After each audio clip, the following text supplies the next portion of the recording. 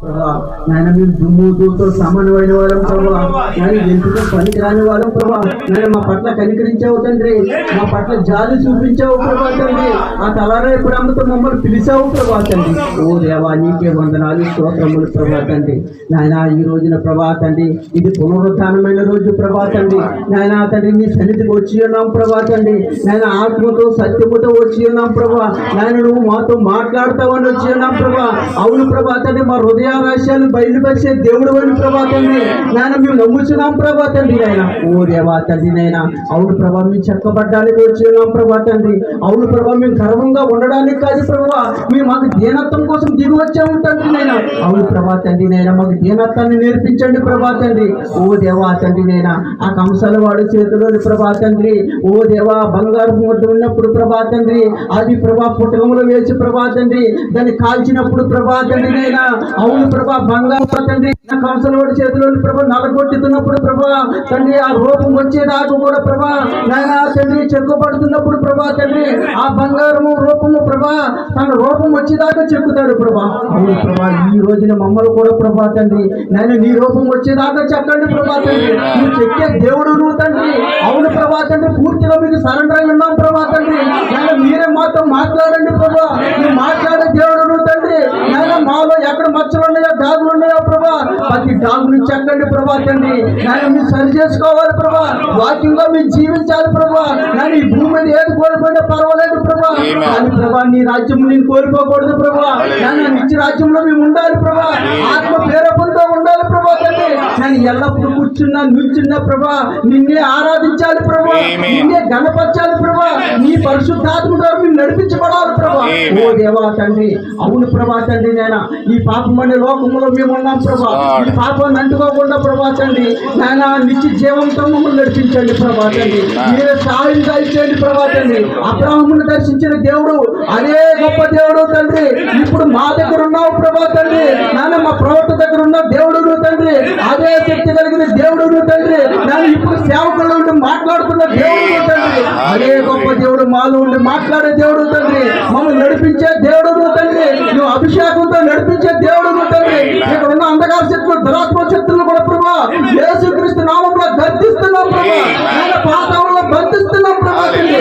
ఈ అభిషేకంతో కుమ్మరించండి ప్రభా తండ్రి. ఓ దేవా తండ్రి నేను ఈ లోక తలంపులతో ఏ లోక ఆలోచనతో ఎవరు ఉండకూడదు ప్రభా. నేను నీ పరిశుద్ధాత్మ అభిషేకం కింద ఉండాలి ప్రభా, నేను నీ ఆత్మ ప్రేరేపణతో ఉండాలి ప్రభా.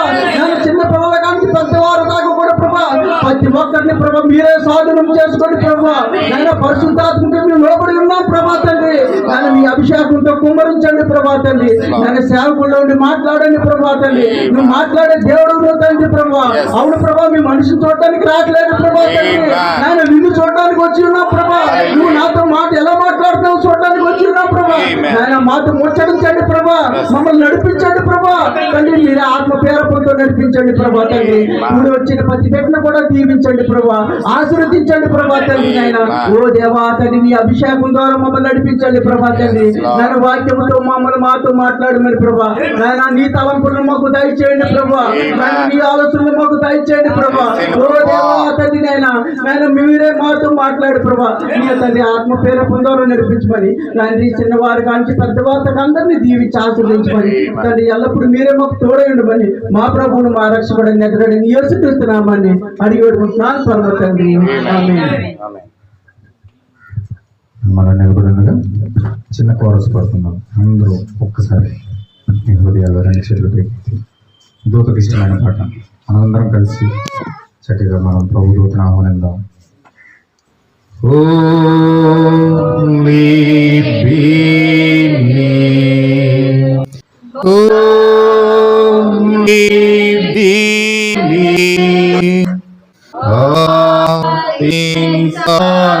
Possible.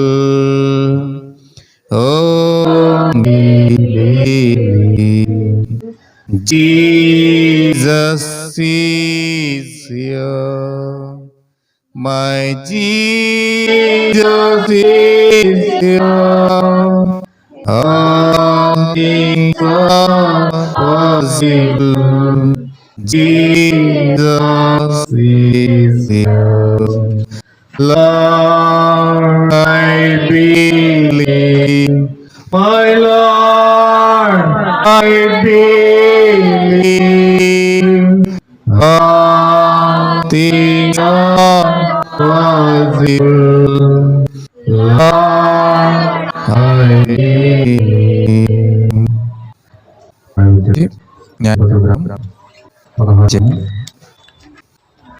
మొదటి మనం 17వ చదువుతాము. అతడు తన అభిప్రాయం తెలియజేసి తల్లి గారి నుండి పుట్టిన మొదలు దేవునికి నా తల మీదకి మంగళగా రాలేదు, నాకు క్షమ చేసిన నాలో తొలగిపోయి ఇతర మనుషులు అవునని ఆమెతో చెప్పి అతని అభిప్రాయం ఎరిగి ఆమె పిలిపించి ఈ తన అభిప్రాయం రూపాయలను చేతకుని ఆమె తన తొడల మీద అతని మనుషుని పిలిపించి వారి చేత అతని జలను క్షౌరం చేయి అతని బాధ్యతకు మొదలు అతనిలో నుండి బలము తొలగిపోయింది. ఆమెను ఫిలిష్తీయులు నీ మీద వచ్చారనగా అతను నిద్ర మేలుకొని ఇప్పటికెట్లా నేను బయలుదేరి అనుకున్నాను. అయితే యెహోవా తన ఎడబాసి అతనికి తెలియలేదు. అప్పుడు ఫిలిష్తీయులు అతని పట్టుకొని అతని ఓడదీసి రాజాకు అతన్ని తీసుకుని ఇతడి సంఖ్యల చేత అతని బందీ గృహంలో తిరగలు విసిరివాడాయను. అయితే అది క్షౌరం చేయబడిన తరువాత అతని అలవెలు తిరిగి మొదలుపెట్టాను. దేవుడు ఆజ్ఞాపించునుగా అలాగే గ్రంథం నువ్వు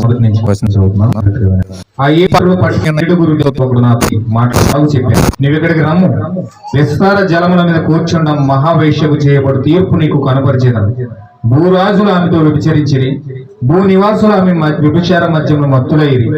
అప్పుడు అతడు ఆత్మ ఔషధనైన నన్ను అరణ్యములకు కొనిపోగా దేవదోషుల నామములతో నిండుకొని 7 తలలు 10 కొమ్ములు గల ఎర్రని మృగం మీద కూర్చుండి ఉన్న ఒక స్త్రీని చూచి తిని ఆ స్త్రీ ధూమ్ర రక్తవర్ణం గల వస్త్రం ధరించుకుని బంగారముతోను రత్నములతోను ముత్యములతోనూ అలంకరించబడినదై ఏహమైన కార్యములతోనూ తాను చేయించిన వ్యభిచార సంబంధమైన అపవిత్రమైన కార్యములతోనూ నిండిన ఒక సువర్ణ పాత్రను చేత పట్టుకుని ఉండేను. దాని నొసట దాని పేరు ఇలాగు రాయబడింది, మర్మం, వేశ్యలకును భూమిలోని ఏహ్యమైన వాటికి నీ తల్లి అయిన మహాబబులను. మరియు ఆ స్త్రీ పరిశుద్ధుల రక్తము చేతను యేసు సాక్షుల రక్తం మత్తిలుట బహు ఆశ్చర్యపడ ఆ దూత ఆశ్చర్యపడి ఇది మర్మం 7 తలను 10 కొమ్ములు కలిగి దాని మోచిన పూర్వ ముఖము గూర్చిన నిచ్చిన మృగం ఇప్పుడు లేదు. అయితే అది అగాధ జలములో నుండి పైకొకను నాశనముకు పోవడంగా ఉన్నది. నివాసులలో జగత్తుత్పత్తి మొదలుకొని జీవ గ్రంథమందు ఎవరి పేరు రాయబడలేదు వారు ఆ మృగముండేను ఇప్పుడు లేదు. అయితే బృందుకు వచ్చిన సంగతి ఆశ్చర్యపడు గల మనసు ఆ 7 తలలు ఆదించిన 7 మరి 7 రాజుల కాలాలు 5 కూలిపోయి వచ్చినప్పుడు అతను కొంచెం ఇప్పుడు ఈ క్రూర ముఖము ఆ 7 పాటు ఒకడయుండి తానే 8వ రాజునని నాశనముకు పోవును. నువ్వు చూసిన 10 కొమ్ములు 10 మంది రాజులు, వారి ఇదివరకు రాజ్యం పొందలేదు గాని ఒక గడియ క్రూర ముఖంతోను రాజుల వారి అధికారము పొందురు. వీరు ఏకాభిప్రాయము గలవారై తమ బలమును అధికారము నా మృగమునకు అప్పగింతురు. వీరు గొర్రె పిల్లతో యుద్ధము చేతురు గాని గొర్రె పిల్ల ప్రభువులకు ప్రభువును రాజులకు రాజున ఎన్నందున తనతో కూడా ఉండినారు. పిలువబడిన వారే ఏర్పరచబడిన వారే నమ్మకము గలవారే ఎన్నందునను ఆయన ఆ రాజులను జయించును. దేవుడి వాక్యం దీవించును గాక. చిన్న ప్రార్థన చేసుకున్నాము. గొప్ప దేవుడా, మహోన్నతుడ, సర్వశక్తిమంతుడానికి స్తోత్రాలు ప్రభువా. మా యుగముల బండానికి స్తోత్రాలు చెల్లిస్తూ ఉన్నాం. ఇవో దేవ ఇంతవరకు పాటలతో నిన్ను ఆరాధించాం ప్రభువా. ఇవో ఆరాధనలు దిగి వచ్చినందుకు వందనాలు. ప్రతి హృదయము నీ యొద్ద ఉన్నది ప్రభువా, ప్రతి ఆత్మ నీ యొద్ద ఉన్నది ప్రభువా. ఓ దేవ, నీవు మా మధ్యలోకి వచ్చి ఆరాధించబడినందుకు నీకు వందనాలు ప్రభువా. ఇగో దేవ, ప్రాముఖ్యమైన భాగంలోనికి వాక్యంలోనికి మేము వెలిచి ఉండగా ప్రభువా మమ్మల్ని ఈ వాక్యం ద్వారా దర్శించండి ప్రభువా. ఈ వాక్యం ద్వారా ప్రభువా మమ్మల్ని ముద్రించమని ప్రార్థిస్తున్నాం. నీ వాక్యం ద్వారా ప్రభువా ఏ మర్మలైతే నువ్వు ఇక్కడ రాసి పెట్టించావో అవి మా యొక్క మర్మలని మా హృదయం ద్వారా తెలపబడి ఓ దేవ మా హృదయంలో విశ్వాసము పైకి లేచి ఓ దేవుని వాక్యమును గుర్తించి నిజముగా నిన్ను చూచుదము గాక. మా జీవితాలు ఏమై ఉన్నాయో ప్రభువా, మా హృదయాలు ఏమై ఉన్నాయో ప్రభువా, మా ఆలోచనలు ఏమై ఉన్నాయో ప్రభువా సమస్తముని వాక్యానుసారంగా చేసి ప్రభువా మా హృదయాల్లో ఒక బయలుపాటు దయచేయమని ప్రార్థిస్తున్నాం. ఒక ప్రత్యక్షత దయచేయమని ప్రార్థిస్తున్నాం. నిన్ను స్పష్టంగా చూసే కన్నులు మాకు ఇవ్వమని ప్రార్థిస్తున్నాం. మా మనోనేత్రాలు వెలిగించమని ప్రార్థిస్తున్నాం. నీకే మా జీవితాలు సమర్పించుకుంటూ గొప్ప దయచేయమని ప్రభువా, అన్నిటికంటే ముఖ్యముగా నీ వాక్యము మేము ఎంత విన్నా గానీ ఆ వాక్యమును లోబడే మనసు మాకు దయచేయండి. ఓ వినయము, విధేయత, ఓ దేవ విరిగి నలిగిన మనసు, ఇవి మాత్రమే నువ్వు కోరుకుంటా ఉన్నావు ప్రభువా. నువ్వు బలులు నైవేద్యాలు కోరుకోవట్లేదు కానీ నీ వాక్యముకు లోబడిటయే కోరుకుంటా ఉన్నావు ప్రభువా. మాకు ఆ లోబడి మనసు దయచేయండి. మేము విన్న మనసులే మాకు కాకుండా లోబడి దాన్ని అంగీకరించి దాని ప్రకారంగా జీవించే మనసులు మాకు దయచేయండి ప్రభువా. నిత్యము మీరే మాకు సహాయం దయచేయమని, ఇక్కడ ప్రతి బిడ్డను మీరు స్వాధీనం చేసుకోమని. ఓ దేవని వాక్యముకు ఆటంకం కలిగిస్తున్న ప్రతి దురాత్మ శక్తులను, దయ్యపు శక్తులను, క్రీస్తు విరోధాత్మలన్నిటినీ యేసు క్రీస్తు నామములో బంధిస్తున్నాం ప్రభువా. నీవే నీ ఆత్మ ద్వారా స్వతంత్రంగా మా జీవితాలతో కదులుదుగాక. మీరే మహిమ ఘనత ప్రభువు పొందుకోమని ప్రభువు యేసు క్రీస్తు నామములో ప్రార్థిస్తున్నాం తండ్రి, ఆమేన్. దయచేసి మనం కూర్చున్నామండి.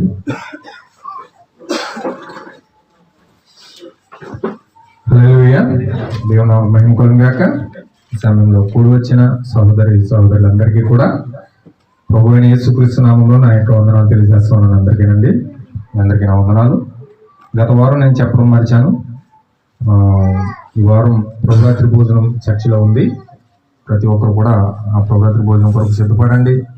చక్కగా ప్రార్థించుకుని దేవుని సన్నిధిలోకి వెళ్ళి మీరు ఆ యొక్క విరిగి నలిగిన మనసుతో మన యొక్క ప్రభు బలను మనం సమర్పించాలి. హల్లెలూయా. అసలు యాక్చువల్గా నేను అనుకున్నాను ఈ యొక్క సీతారాంపురం గ్రామంలోనే ఈ వారం మీరు ప్రభుత్వ భోజనం అరేంజ్మెంట్ చేద్దాం అనుకున్నాను. కానీ దేవుని చిత్త ప్రకారంగా దేవుడు ఏం ఉద్దేశించాడో మనకు తెలియదు. అయితే వచ్చే నెలలో నిస్సందేహంగా చెప్పగలుగుతాను, ఖచ్చితంగా ఇక్కడే మన ప్రభుత్వ భోజనం జరుగుతుంది. అయితే ఈ వారానికి మీరు కొంచెం అడ్జస్ట్ అయ్యి మీరు చర్చిలోకి వెళ్ళి ప్రభుత్వ భోజనం తీసుకోండి. హల్లెలూయా. దేవుని నామమున మహిమ కలుగును గాక. మనం వాక్యంలోకి వెళ్ళిపోదాం నేరుగా. చాలా టైం అయిపోయింది, నేను ఎక్కువ సమయం తీసుకోను. ఇప్పటికే 11:12 కావస్తుంది. నేను తక్కువ సమయంలో ముగించాలనుకున్నాను. మిగిలిన భాగం నేను వచ్చే వారం చూస్తాను. హల్లెలూయా. కొంచెం మనం 10 గంటలకే ఆరాధన ప్రారంభిస్తున్నాం. కొంచెం లేట్ అయిపోతుంది చాలా మందికి. ఆదివారం వేరే పనులు ఏమి పెట్టుకోకండి దయచేసి. హల్లెలూయా. వేరే పనులు ఏమి పెట్టుకోకండి. ఆదివారం అంటే 7 రోజులు 6 రోజులు పనిచేసి 7వ రోజున విశ్రాంతి దినం కాబట్టి కొంచెం సెలవు వస్తుంది కాబట్టి ఇంట్లో ఆ పనులు ఈ పనులన్నీ చక్కబెట్టుకుని మన పనులన్నీ అయిపోయిన తర్వాత అప్పుడు చర్చికి బయలుదేరి వస్తాం. అలా కాకుండా వేరే పని ఏది పెట్టుకోకుండా విశ్రాంతి దినం అంటే యూదులు ఎంత క్రమంగా పాటిస్తారో తెలుసండి. భాష గారు మమ్మల్ని కోటింగ్ ఇస్తున్నారు మరి ఏమనుకోకుండా. హల్లెలూయా. విశ్రాంతి దినం అంటే కనీసం యూదులు ఎంత నిష్టగా చేస్తారంటే దాన్ని వాళ్ళ జంతువులకు కూడా నీళ్ళు పెట్టరండి. మేకలకు కానీ గొర్రెలకు కానీ వాళ్ళ జంతువులు వేట్లకి నీళ్ళు పెట్టరు. వాళ్ళు ఉపవాసం ఉంటారు, వాటిని ఉపవాసం పెట్టేస్తారు. వేరొక పని ఏది కూడా ముట్టుకోరు అనమాట. వేరే పని జోలికి వెళ్ళరు. కొన్ని పనులన్నీ చక్క పెట్టేసుకుని మన టైం అంతా అయిపోయింది. కానీ వేరే పని పెట్టకుండా ముందు వాళ్ళు ఫ్రెష్గా స్నానం చేసి వాళ్ళు ఏ నిబంధన అయితే ఉన్నాయో ఆ నిబంధన పాటించి కూర్చుంటారు. సాయంత్రం వాళ్ళకి అది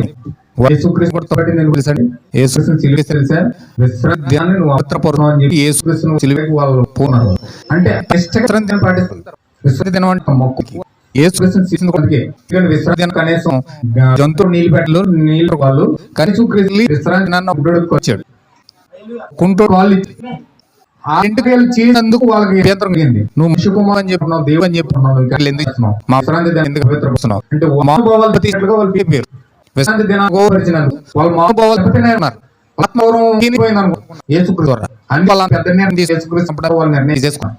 అంటే క్రమ పద్ధతిలో ఒక జీవం లేని విశ్రాంతి దినం అంత పెట్టాలి అంత పెట్టుకుంటే జీవం కలిగిన పునరుద్ధారుడైన యేసుక్రీస్తు 3వ దినాన్ని మన అందరి కొరకు రక్తం చీపనం పెట్టి లేచిన ఒక పునరుద్ధాన దినంగా మనం ఇక చేస్తున్నాం కాబట్టి దేవుని సన్నిధిలో మనం ఆరాధన చేస్తా ఉన్నాం కాబట్టి మనమే అవుతారండి.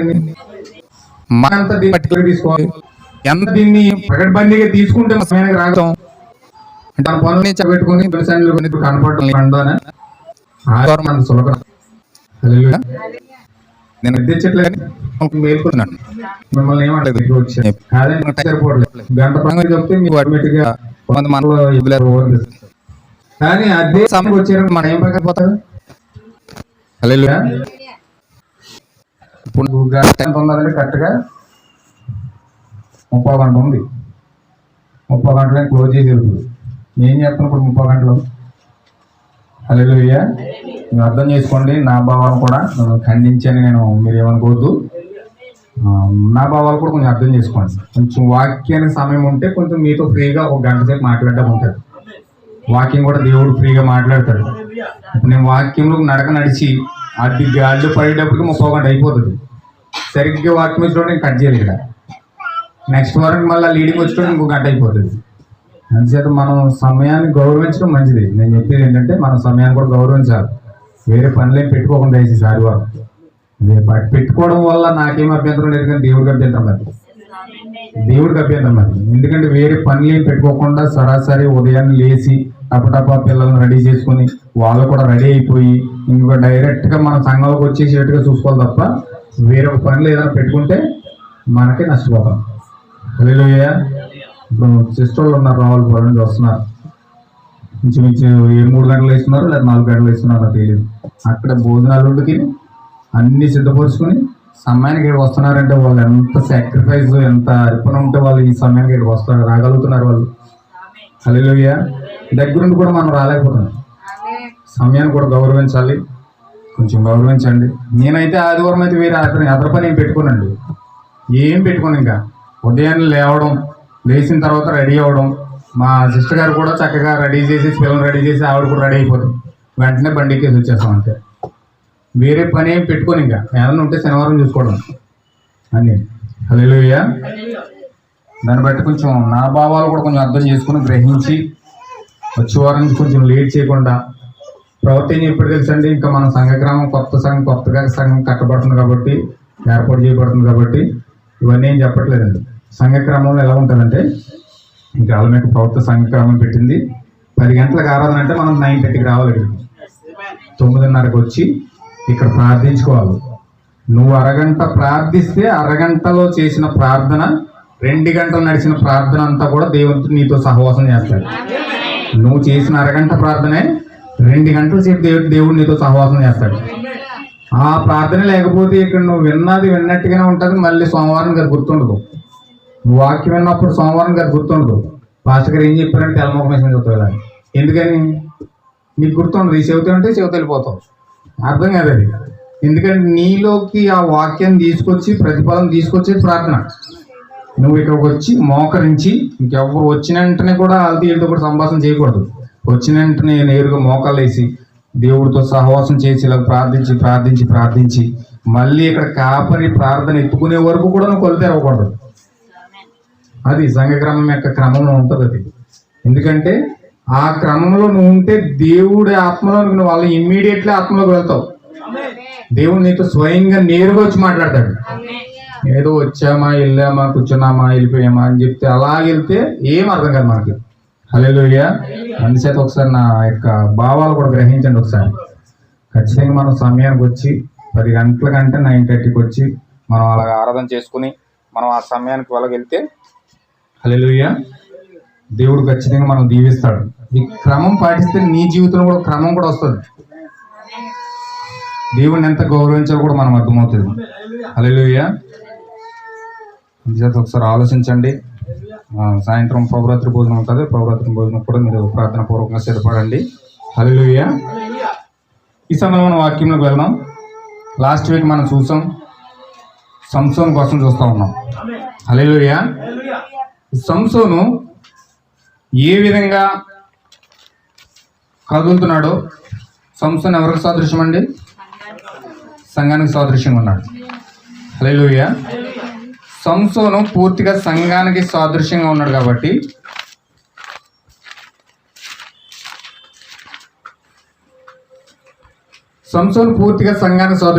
కాబట్టి సంఘము ఏ విధంగా తయారైందో, ఏ విధంగా సంఘము ముందుకెళ్తుందో, ఏ విధంగా ఎక్కడ ఆగిపోయిందో, ఎక్కడ లేచిందో ప్రతిదీ కూడా సంసోను యొక్క జీవితంలో మనం చూడగలుగుతున్నాం.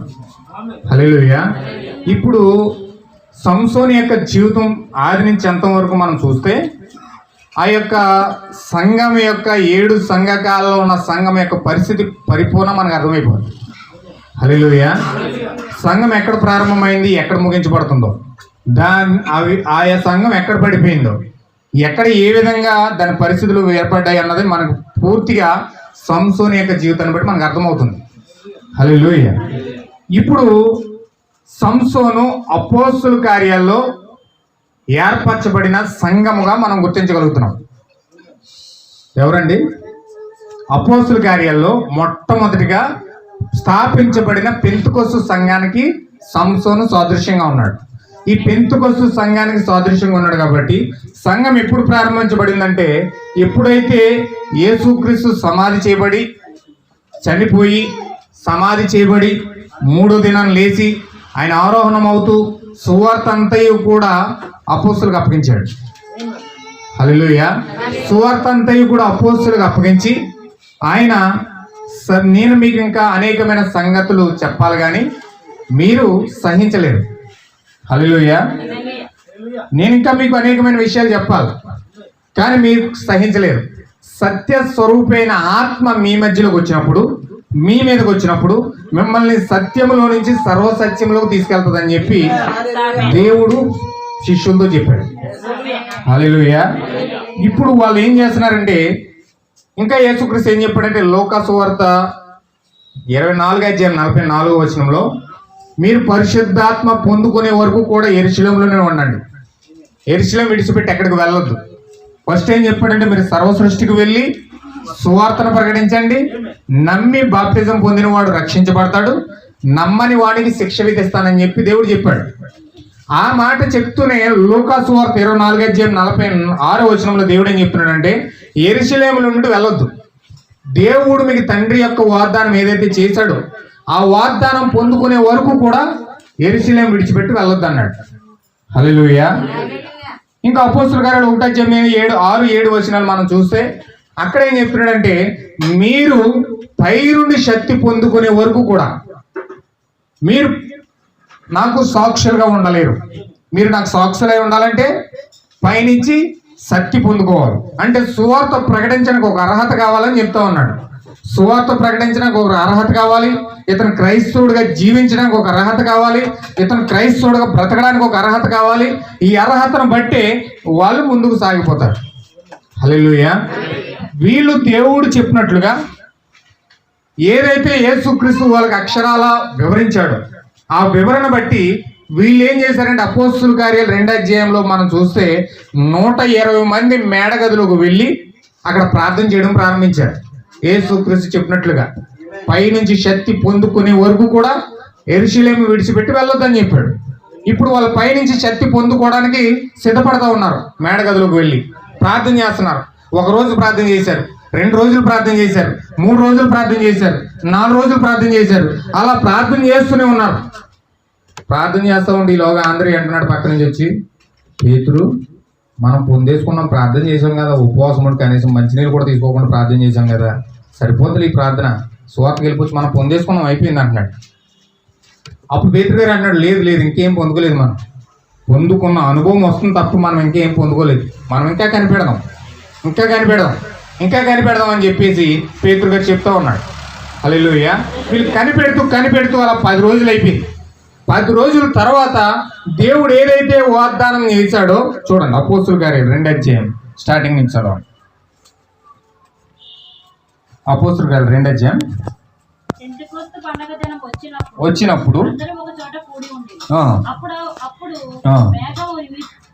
వేగముగా వీచే బలమైన గాలి వంటి ఒక ధ్వని ఆకాశము నుండి అకస్మాత్తుగా వారు కూర్చుని ఉన్న నిండెను. మరియు అగ్ని జ్వాలల వంటి నాలుకలు విభజింపబడినట్లుగా వారికి కనబడి వారిలో ఒక్కొక్కని మీద వాడగా అందరూ పరిశుద్ధాత్మతో నిండిన వారే.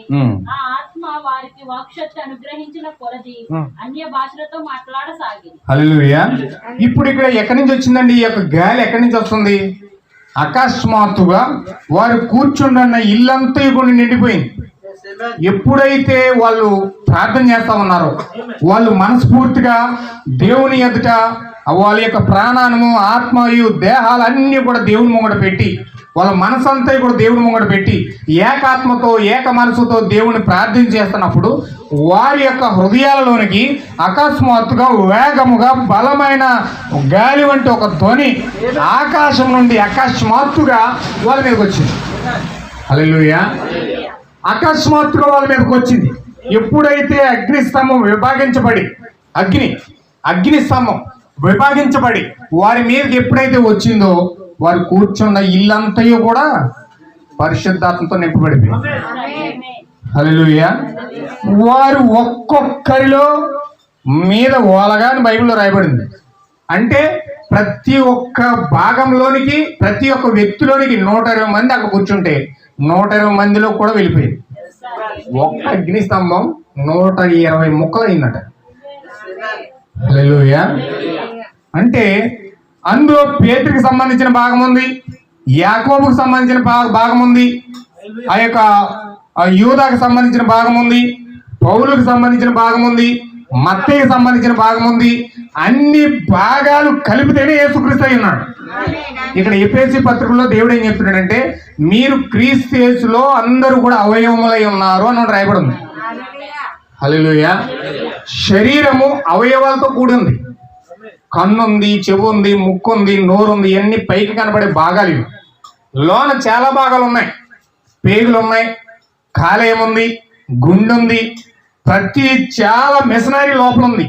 ఇప్పుడు ఎన్ని భాగాలు కలిపితే ఒక శరీరం అయి ఉంది. హల్లెలూయా.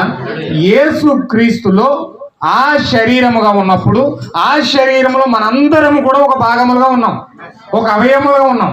ఇప్పుడు అందులో పేతురు కూడా ఒక అవయముగా ఉన్నాడు, యాకోబు కూడా అందులో ఒక అవయముగా ఉన్నాడు. అందరూ కూడా ఒక్కొక్కరు ఒక్కొక్క అవయవంగా శరీరంలో ఉన్నారు యేసుక్రీస్తు యొక్క శరీరంలో.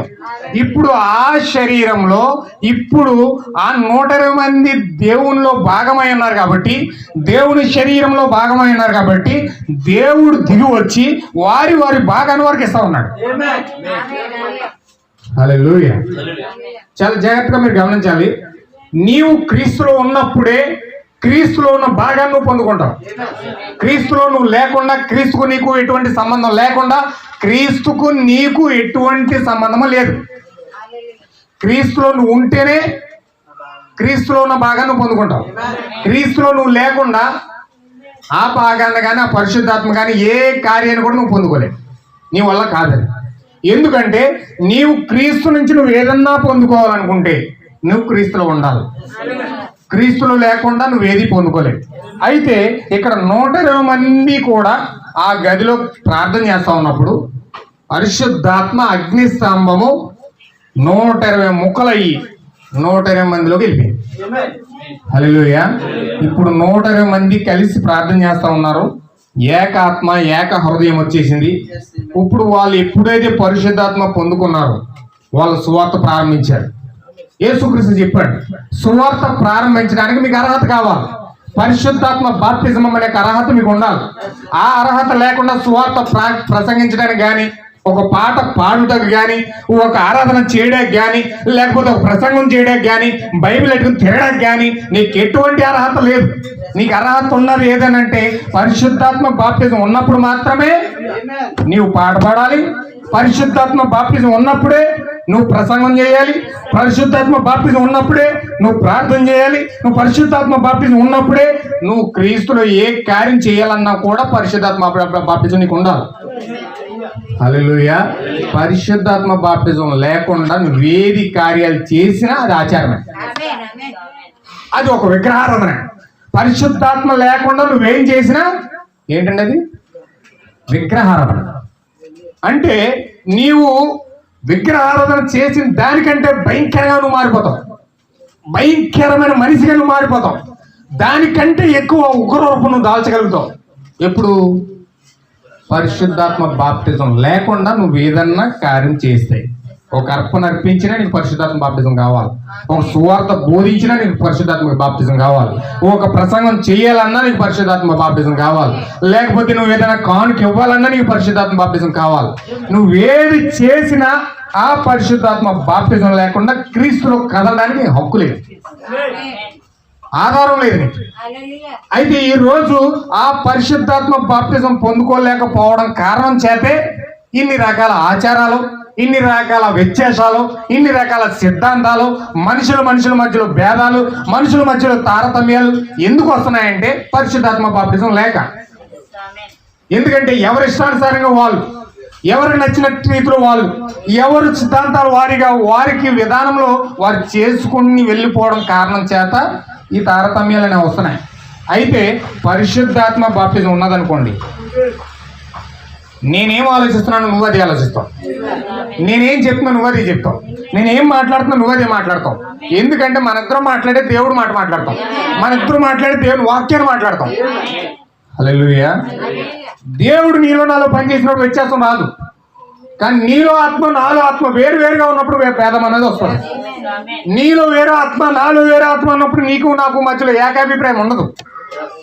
హల్లెలూయా. కానీ ఇక్కడ ఏం జరుగుతుందంటే పరిశుద్ధాత్మ బాప్తిజం పొందుకుని సువార్త ప్రారంభించారు. సువార్త విరివిరిగా వెళ్తుంది. అనేక మంది పరిశుద్ధాత్మ బాప్తిజం పొందుకుంటా ఉన్నారు. వాక్యం యొక్క సత్యాన్ని వెంబడిస్తా ఉన్నారు. సర్వ సత్యంలోకి వస్తా ఉన్నారు. వాళ్ళు ఏం బోధిస్తున్నారంటే ప్రతిసారి కూడా అపోస్తుల కార్యాలు 2:38 చూడండి. 2:38 మీరు మారు మనసు పొంది పాప క్షమాపణ నిమిత్తము ప్రతి వాడు యేసు క్రీస్తు నామములో బాప్తిజం పొందుడి, ఈ వాగ్దానం మీకును మీ పిల్లలకును దూరస్తులందరికీ అనగా ప్రభువైన మన దేవుడు తన యొద్దకు పిలిచిన వారందరికీ చెందునని చెప్పాడు. ఇప్పుడు ప్రపంచంలో ఉన్న ప్రతి ఒక్కరికి కూడా ఇదే బాప్తిజం అని వాళ్ళు ప్రసంగం చేయడం మొదలుపెట్టారు, సువార్త బోధించడం మొదలుపెట్టారు. మీకు మీ పిల్లలకి దూరస్తులందరికీ, అంటే యూదులకి అదే, యూదులకి కనిన పిల్లలకి అదే, దూరస్తులందరికంటే అన్యజనులందరికీ కూడా అదే. అంటే అన్యజనులు పొందవలసిన బాప్తిజం కూడా ఇదే, యూదులు పొందవలసిన బాప్తిజం ఇదే. ప్రతి ఒక్కరూ కూడా ప్రభువు అయిన యేసుక్రీస్తు నామములో బాప్తిజం పొందాలి. వీళ్ళు ప్రసంగం ఏం చేస్తున్నారంటే ఒక వ్యక్తి బాప్తిజం పొందాలంటే ఇలా పొందాలి. ఎలాగా? ప్రభు అయిన యేసుక్రీస్తు నామములో బాప్తిజం పొందాలి. అన్యజనులకి అదే, యూదులకి అదే, ప్రతి ఒక్కరికి ఇదే రకమైన బాప్తిజం. అయితే ఇంకేం చెప్తున్నారు చూడండి, 1 కొరింథీ పత్రిక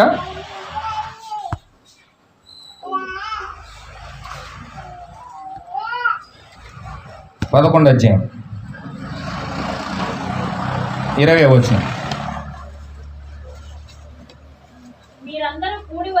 మీరందరూ కూడి వచ్చి చుండగా మీరు ప్రభు రాత్రి భోజనం చేయుట సాధ్యము కాదు. దాని పేరేం పెట్టాడండి? ప్రభువు రాత్రి భోజనం. హల్లెలూయా. అంటే రాత్రి భోజనం దేవుడు రాత్రి కాలంలో ఇమ్మంటా ఉన్నాడు, సాయంకాలంలో ఇమ్మంటా ఉన్నాడు. వాస్తవంగా ఈ ప్రభురాత్రి భోజనం ఎందుకు పెట్టాడంటే సాయంకాలంలో ఎందుకు పెట్టామంటాడంటే ఎందుకు పెట్టినాడు ఈ సాయంకాల భోజనం? హల్లెలూయా. ఈ సాయంకాల భోజనానికి ఒక ప్రత్యేకత ఉంది. అస్సలైన భోజనం దేవుడు ఇవ్వబోతా ఉన్నాడు. 2వ రాకడలో 7 ముద్రల ద్వారా అస్సలైన భోజనం దేవుడు పిల్లలకు పెట్టబోతా ఉన్నాడు. హల్లెలూయా. ఇప్పుడు 7 ముద్రలో నుంచి వస్తున్న అసలైన భోజనాన్ని ఒక విశ్వాసి పొందుకోవాలి. కాబట్టి దేవుడు ఏం చేస్తున్నాడంటే ఈ ప్రభురాత్రి భోజనాన్ని కూడా సాయంకాల సమయంలో తీసుకోమని 2000 సంవత్సరాల క్రితం శిష్యులకు ఆజ్ఞాపించాడు దేవుడు. హల్లెలూయా. అయితే ఆ యొక్క వాక్యానికి కనీసం అర్థం తెలియకుండా, ఆ వాక్యానికి కనీసం మీనింగ్ తెలియకుండా ఈరోజు ఈ సంసోను ఏ విధంగా కదులుతూనే ఉన్నాడు అన్నది ఈరోజు మనం చూడాలి. హల్లెలూయా. దేవుడు ఏం చెప్పాడంటే ఆజ్ఞాపూర్వకంగా దానిని ప్రభురాత్రి భోజనంగా సిద్ధపరిచాడు. ఇప్పుడు దాన్ని ప్రభురాత్రి భోజనం తీసుకోవాలి. హల్లెలూయా. యోహాను సువార్త చూడండి 13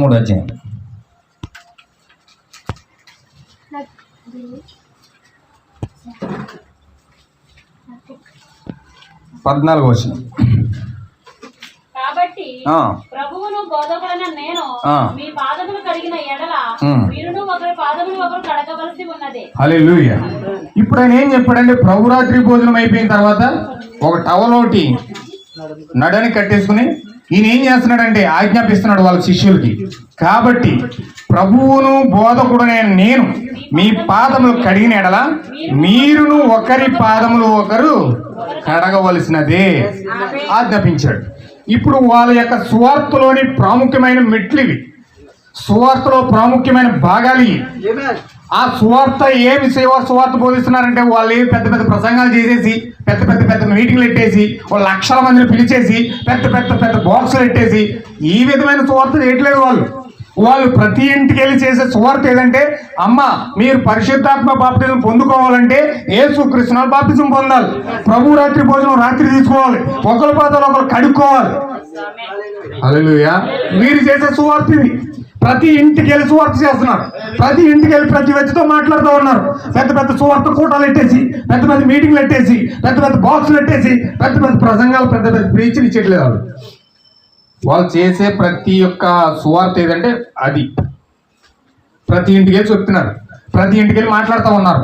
వాళ్ళ యొక్క సువార్త విధానాన్ని వాళ్ళు ఆ యొక్క ప్రతి ఊర్లో ప్రతి జనాభాని టచ్ చేస్తూ ఉన్నారు. హల్లెలూయా.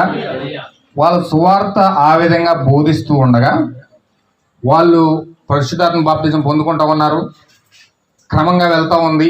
ఈలోగా ఆ సంఘంలో నికోలస్ అనేవాడు లేచి కొన్ని విభేదాలు లాస్ట్ వీక్ చెప్పడం జరిగింది.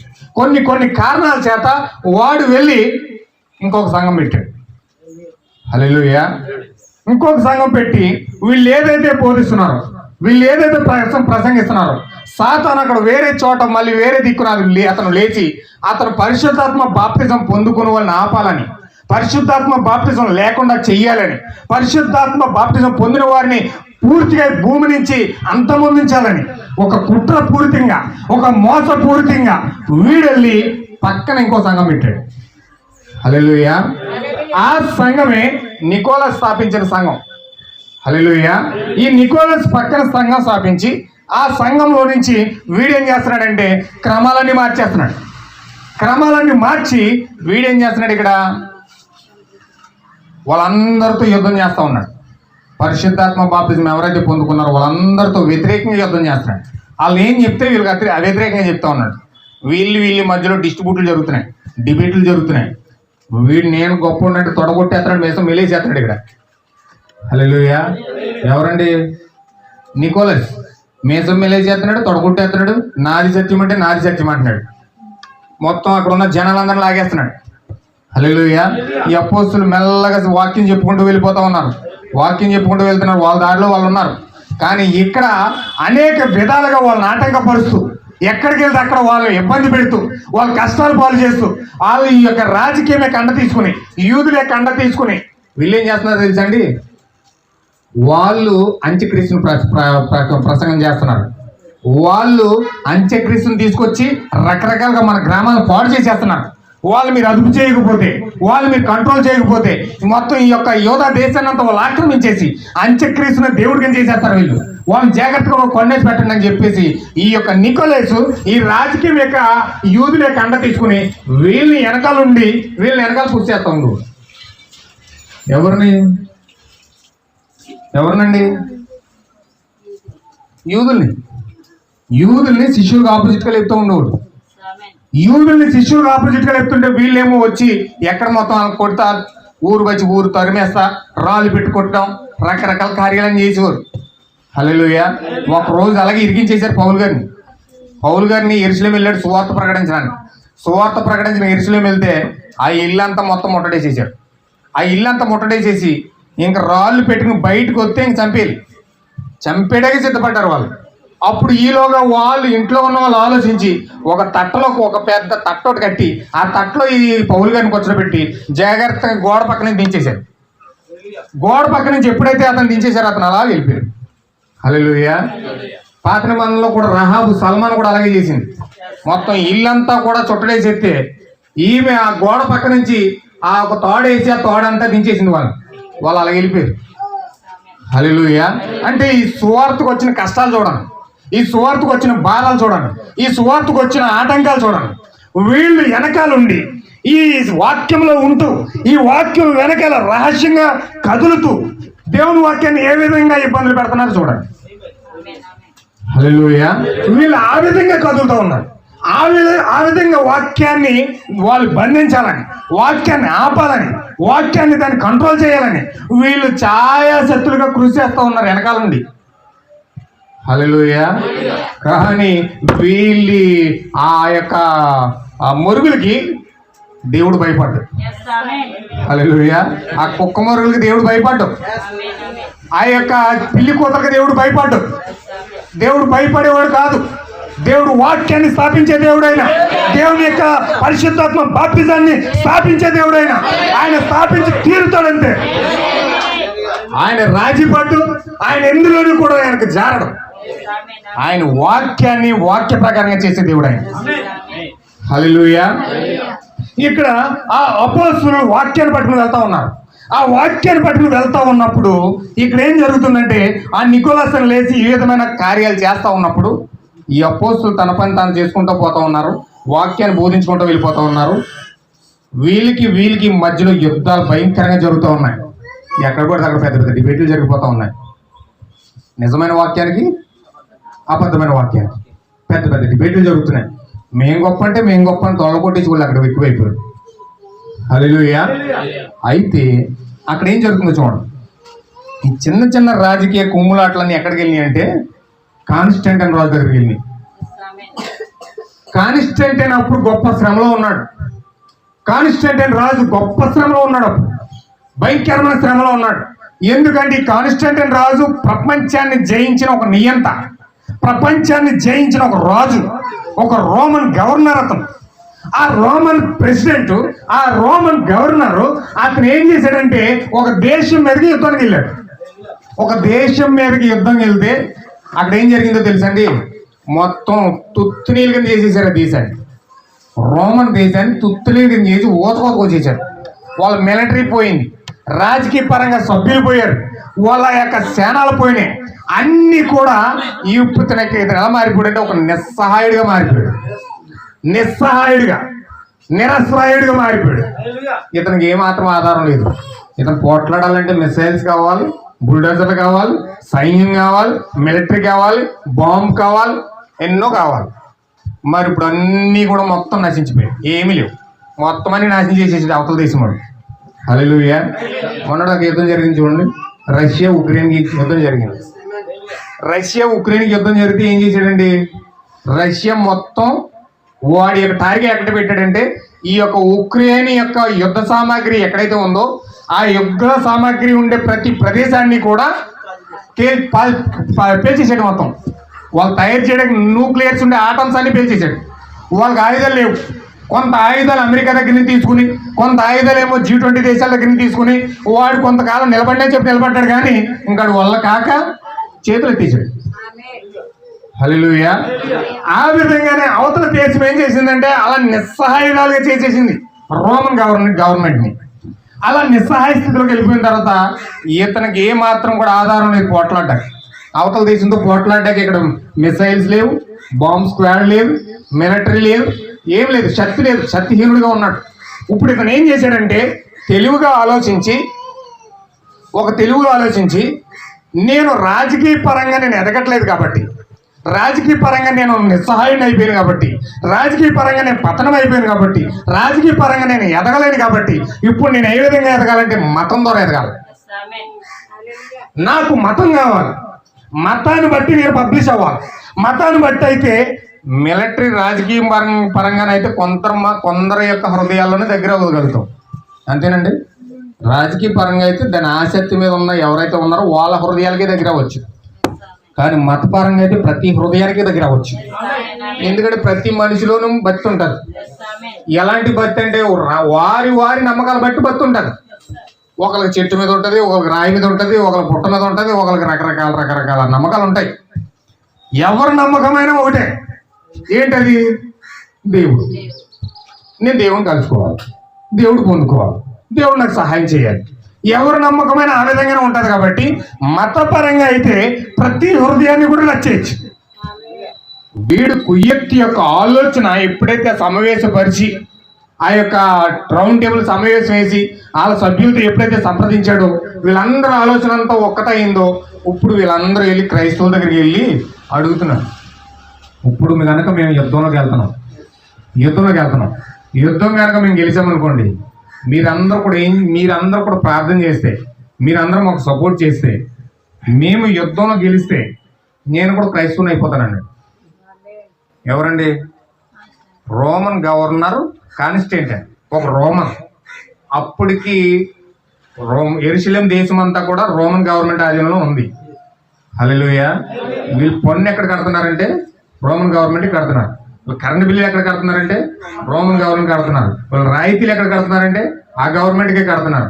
మొత్తం అంతా కూడా బిల్లులు కానించి అన్నీ కూడా వీళ్ళు కట్టేదంతా కూడా గవర్నమెంట్కి మనం ఎలా కడుతున్నాం ఇప్పుడు పన్నుల రూపంలో అన్నీ కూడా, అలాగే యెరూషలేం దేశంలో ఉన్న వాళ్ళందరూ కూడా పన్నులన్నీ కూడా రోమన్ గవర్నమెంట్ కడతా ఉన్నారు. పన్నులు కడతమే కాదు, ఆ గవర్నమెంట్ ఎప్పుడైనా సరే వీళ్ళ మీద ఆధిపత్యం చెలాయించి, వీళ్ళు ఎప్పుడైతే పరిశుద్ధాత్మ బాప్తిజం పొందుకోవడానికి ఆతృత పడి పరిశుద్ధాత్మ పొందుకోవడం కొంతమంది సభ్యులు ఉన్నారో వాళ్ళందరినీ కూడా తీసుకెళ్ళి ఒక ప్రదేశంలో తీసుకెళ్ళి భయంకరంగా హత్యలు చేసుకుంటూ ఉండేవారు, భయంకరంగా చంపేస్తూ ఉండేవారు, భయంకరంగా హేళన చేస్తూ ఉండేవారు. ఇప్పుడు వాళ్ళందరూ కూడా రోమన్ గవర్నమెంట్ కింద ఒక బందీలుగా ఉన్నారు. హల్లెలూయా. వాళ్ళు ఎప్పుడు కావాలంటే అప్పుడు మనుషుల మీద దాడి చేసి చంపుకునే అధికారం కూడా ఉన్నారు. వాళ్ళు అలా చేస్తూ ఉన్నారు. ఇప్పుడు ఎలాగైతే బానిసలుగా క్రైస్తవులు భారతదేశంలో ఉన్నారో అలాగే బానిసలుగా రోమన్ గవర్నమెంట్ కింద యూదులు ఉన్నారు. హల్లెలూయా. వీళ్ళు పన్నులు కట్టడం తప్పట్లేదు, వీళ్ళు అన్ని కార్యాలు చేయడం తప్పట్లేదు. వీళ్ళు ఆ యొక్క అణగారిన జనాంగంగా, ఆ యొక్క భయంకరమైన నీచమైన జనులుగా గుర్తించబడినట్టు ఎలాగైతే గవర్నమెంట్ కింద ఉంటున్నా ఉన్నారో అక్కడ కూడా అలాగే ఉన్నారు. హింసించబడతా ఉన్నారు, బాధించబడతా ఉన్నారు, ఇబ్బందులు పడతా ఉన్నారు, ప్రాణాలు కోల్పోతూ ఉన్నారు, చాలా కఠినమైన శిక్షలను అనుభవిస్తూ ఉన్నారు రోమన్ గవర్నమెంట్ ద్వారా. అయితే వీళ్ళకి ఎలాంటి ఆశ కలిగిందంటే, వీళ్ళు ఎలాగ ఆలోచిస్తున్నారంటే కాన్స్టెంటైన్ క్రిస్టియన్సీ తీసేసుకుంటే ఇంక మన బాధలన్నీ తీసేస్తాడు, మొత్తం మన బాధలన్నీ పోతాయి. అతనే క్రైస్తవుడైతే ఇంక మనకేంటి, రాజు క్రైస్తవుడు అయ్యాడంటే మనకేముంది, ఇంకా మన కష్టాలన్నీ తీరిపోతాయని చెప్పేసి మొత్తం ప్రయాసపడి ప్రార్థన, ఎంత ప్రార్థన చేశారు, ఉపవాస ప్రార్థన చేసేసారు. ఉపవాస ప్రార్థన ఆయన కోసం ప్రత్యేకించి ప్రార్థన చేసేసారు. ప్రార్థన చేసేస్తే అతను యుద్ధంలో జయించేశాడు. యుద్ధంలో జయించేసి వచ్చి అతను ఏం చేశాడు తెలిసి, నేను క్రైస్తవుని అవుతున్నానని చెప్పేసి యుద్ధ డాళ్ళ మీద సిలువ వేసుకుని ఒక పెద్ద మందిరముడు కట్టేసి ఆ మందిరం మీద అతని ఆస్తి అంతా కూడా రాసేసి, హల్లెలూయా. ఇవన్నీ కూడా ఇక్కడ గమనిస్తే మీకు ఒక్కొక్కటి అర్థమవుతుంది. కాన్స్టెంటైన్ చేసిన క్రియలు అని ఇక్కడ కనపడుతున్నాయి. హల్లెలూయా. ఇప్పుడు వీడి ఆస్తి అంతా కూడా ఒక మందిరాన్ని కట్టి ఆ మందిరంలో పెట్టేశాడు.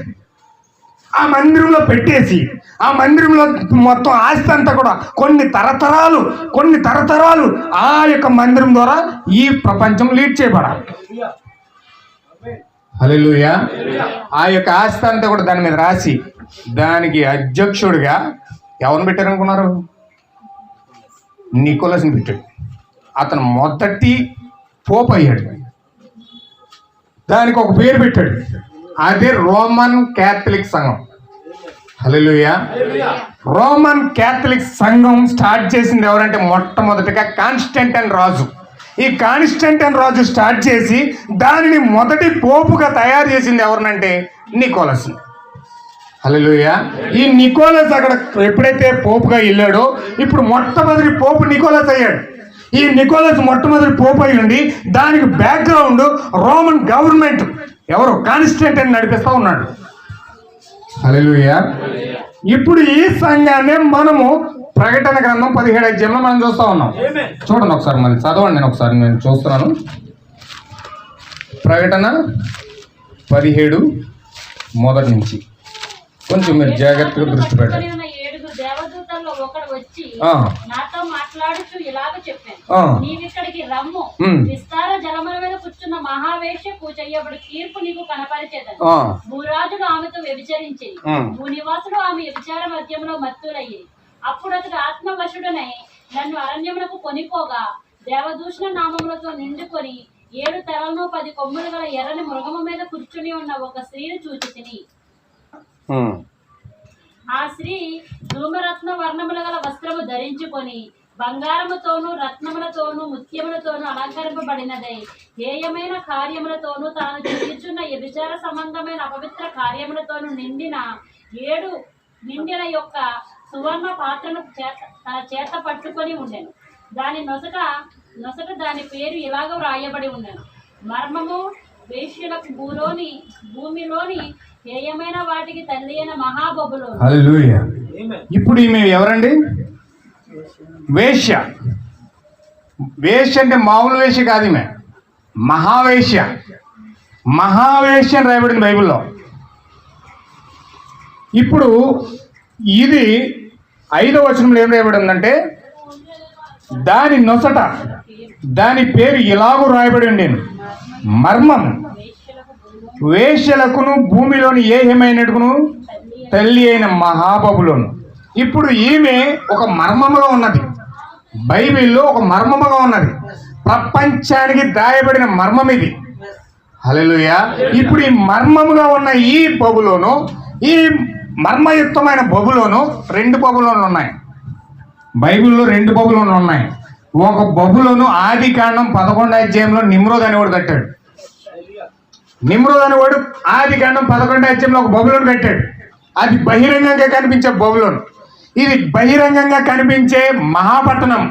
ఆ పట్టణంలో నిమ్రోద్ కట్టి దేవుడికి వ్యతిరేకంగా ఒక మందిరాన్ని కట్టి దేవుని ప్రజలందరినీ కూడా యాగం చేయాలనుకున్నాడు. వాడు పరాక్రమశాలి అయి ప్రపంచ నైత్యం చేసి ప్రపంచాన్నంతటిని కూడా వాడు వేలాలని వాడు ఒక పటిష్టమైన నిర్ణయం తీసుకుని బబులోను స్టార్ట్ చేశాడు.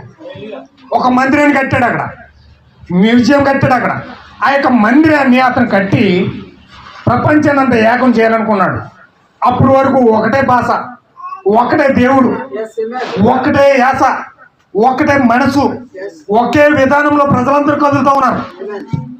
అప్పటి వరకు వేరే దేవుడు లేడు, అప్పటి వరకు వేరే విగ్రహం లేదు, అప్పటి వరకు వేరే సాంప్రదాయం లేదు, అప్పటి వరకు వేరే ధర్మం లేదు, అప్పటి వరకు ఏ చట్టము కూడా లేదు అక్కడ. హల్లెలూయా. ఎప్పుడైతే అక్కడ నిమ్రోదు నిలిచాడు, ఈ నిమ్రోదు బబులోను కట్టి వాడు ప్రపంచాన్ని ఐక్యం చేసి ప్రపంచాన్నంతా వాడు పాటించాలని, పరిపాలించాలని వాడు ఏం చేశాడు తెలుసండి? మందిరాన్ని కట్టి స్టార్ట్ చేశాడు. అడుచులు తయారు చేసిన వాళ్ళు స్టార్ట్ చేస్తున్నారు, అడుచును కాల్చి ఇటక తయారు చేసిన వాళ్ళు ఇటక తయారు చేస్తున్నారు, అన్ని కార్యాలు చేసిన వాళ్ళు అన్ని కార్యాలు చేస్తున్నారు. టక టక టక టక మందిరం లేచిపోతుంది. గుడి కట్టేస్తున్నారు. గుడి కట్టేస్తా ఉన్న సమయంలో అక్కడ దేవుడు వచ్చేసాడు. హల్లెలూయా. దేవుడు ఎప్పుడైతే వచ్చాడో ఆ మందిరాన్ని అక్కడ ఆపేశాడు.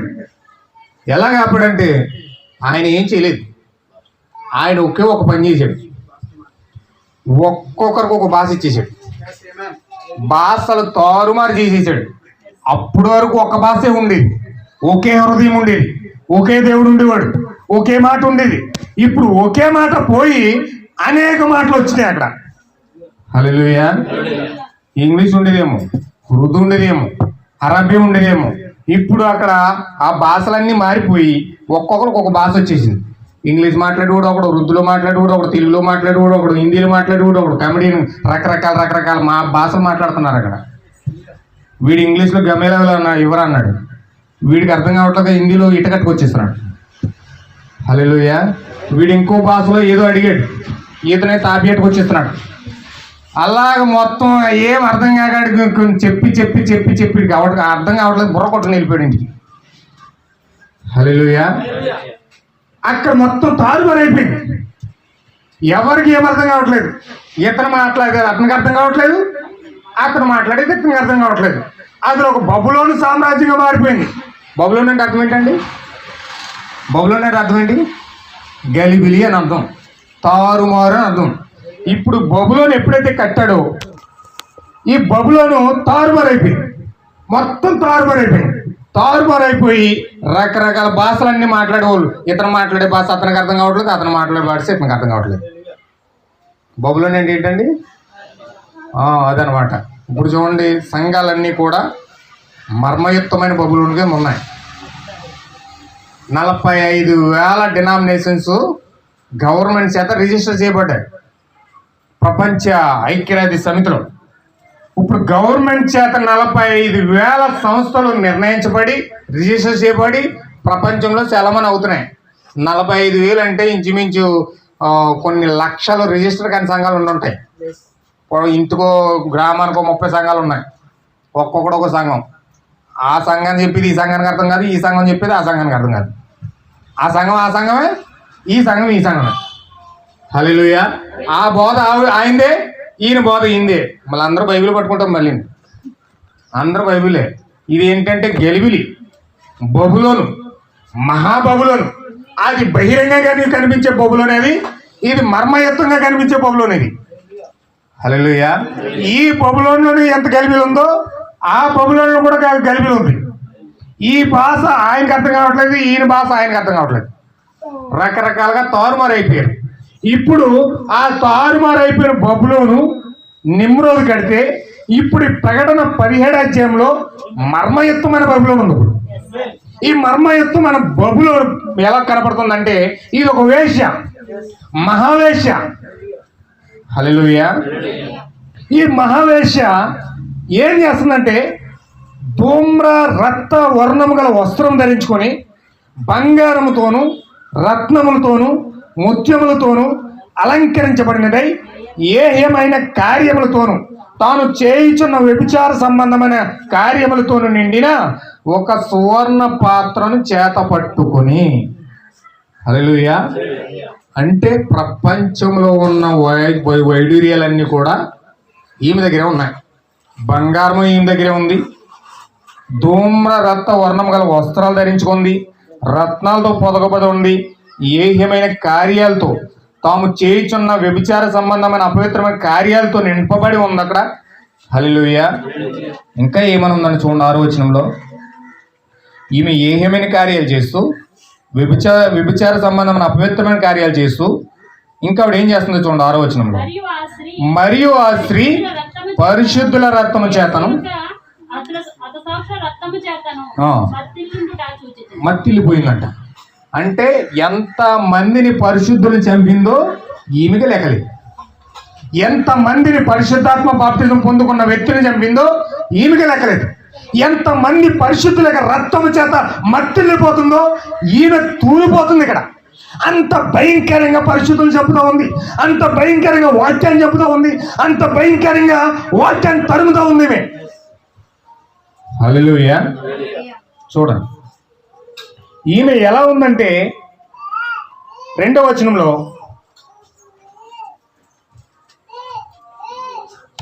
భూరాజులు అంత వ్యభిచరించిరి, భూనివాసులను వ్యభిచార మధ్యంలో మత్తులైరి.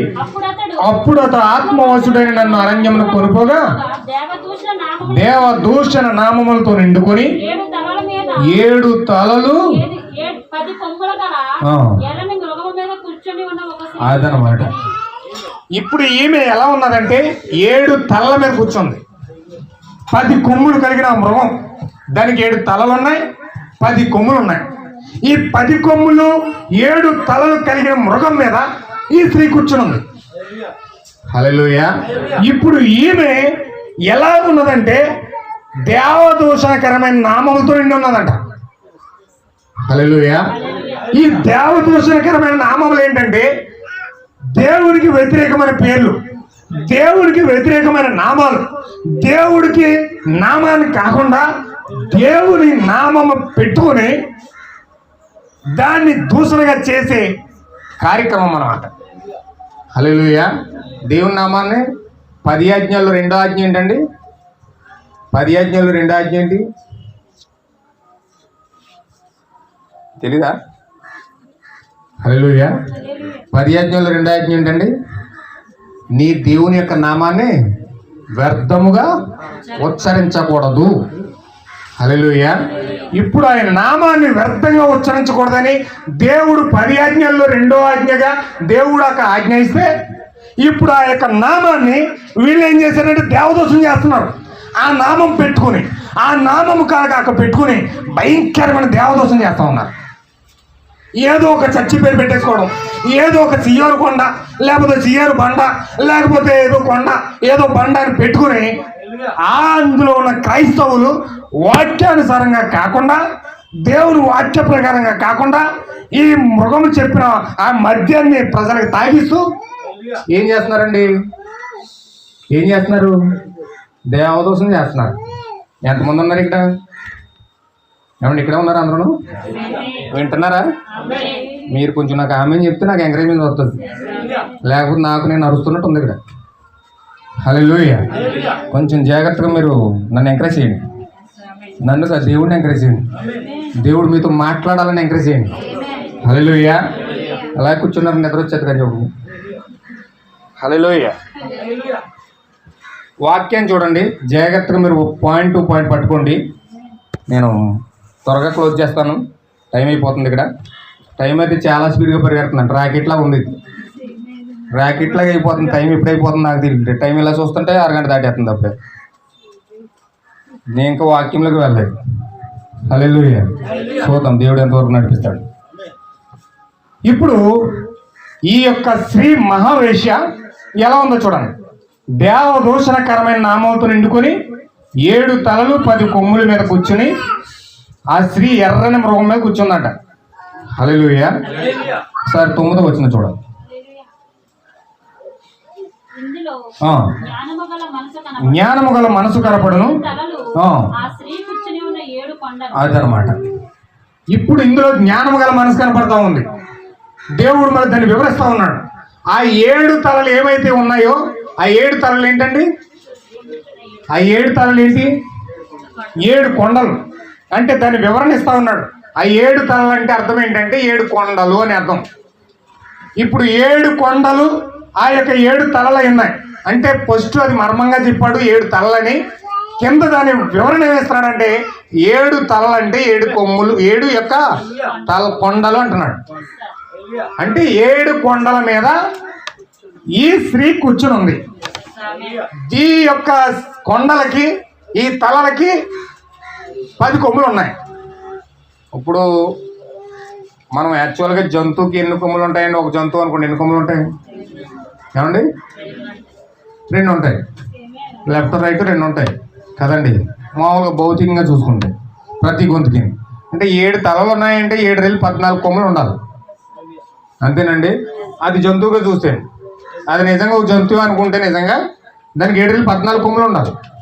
కానీ ఇక్కడ 10 కొమ్ములు ఉన్నాయి. హల్లెలూయా. ఈ 10 కొమ్ములు కింద ఏం చెప్తున్నాడంటే 12వ వచనంలో 11వ వచనంలో ఉండినదయు ఇప్పుడు లేనిదయ్యి ఈ క్రూరముఖము ఈ 7గురితో పాటు ఒకడయుండి తానే 8వ రాజు అగుచు నాశనం పోవును. నీవు చూసిన ఆ 10 కొమ్ములు 10 మంది రాజులు. అంటే దేవుడు నిర్ణయించిన శత్రువుకి 10 మంది రాజులు ఉన్నారు. దేవుని యొక్క శత్రువులు ఎంతమంది అండి? 10 మంది. అంటే దేవుడి యొక్క శత్రులు 10 మంది కాబట్టి ఈ 10 మంది రాజులే ప్రపంచాన్ని ఇప్పటి వరకు కూడా ఆధిపత్యం చేసేది. ప్రపంచాన్ని నడిపించేది 10 మంది రాజులు. ఈ 10 మంది రాజుల్లో 7గురు కూలిపోయారు. అంటే 7గురు చచ్చిపోయారు. 7గురు చచ్చిపోయారు కాబట్టి 7గురిని సమాధి చేశారు.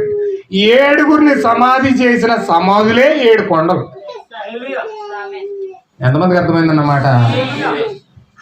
7 కొండ అంటే ఏంటంటే సమాధి. అది అంటే ఒక్కొక్క రాజుకి క్రైస్తవులు సమాధులు చేస్తారు కదండి. సమాధులు చేసినప్పుడు ఎత్తుగా పెడతారు. అదేంటంటే ఒక కొండ పెడతారు, ఏదో మామూలుగా సమాధి చేసినట్టు. కానీ యాక్చువల్గా పూర్వకాలంలో ఒక రాజు చనిపోతే అతనికి ఒక కొండ ఉండేది. కొండ ప్రత్యేకంగా ఒక కొండ అనమాట. ప్రతి మనిషికి ఒక కొండ ఉంటుంది. ఓ ప్రాముఖ్యమైన వ్యక్తికి ఒక కొండ ఉంటుంది. అందుకే ప్రతి క్రైస్తవుడు కూడా కొండల మీద కట్టబడ్డాకే ఇష్టపడతాడు. హల్లెలూయా. క్రైస్తవుడు కూడా కొండ ఉంది. అందుకే రోమన్ క్యాథలిక్ చూడండి, ఎప్పుడు చూసినా కొండల మీద ఉంటుంది. ఎక్కడ చూసినా కొండల మీద ఉంటుంది. విజయవాడ వెళ్తే అక్కడ పెద్ద కొండ ఉంటుంది.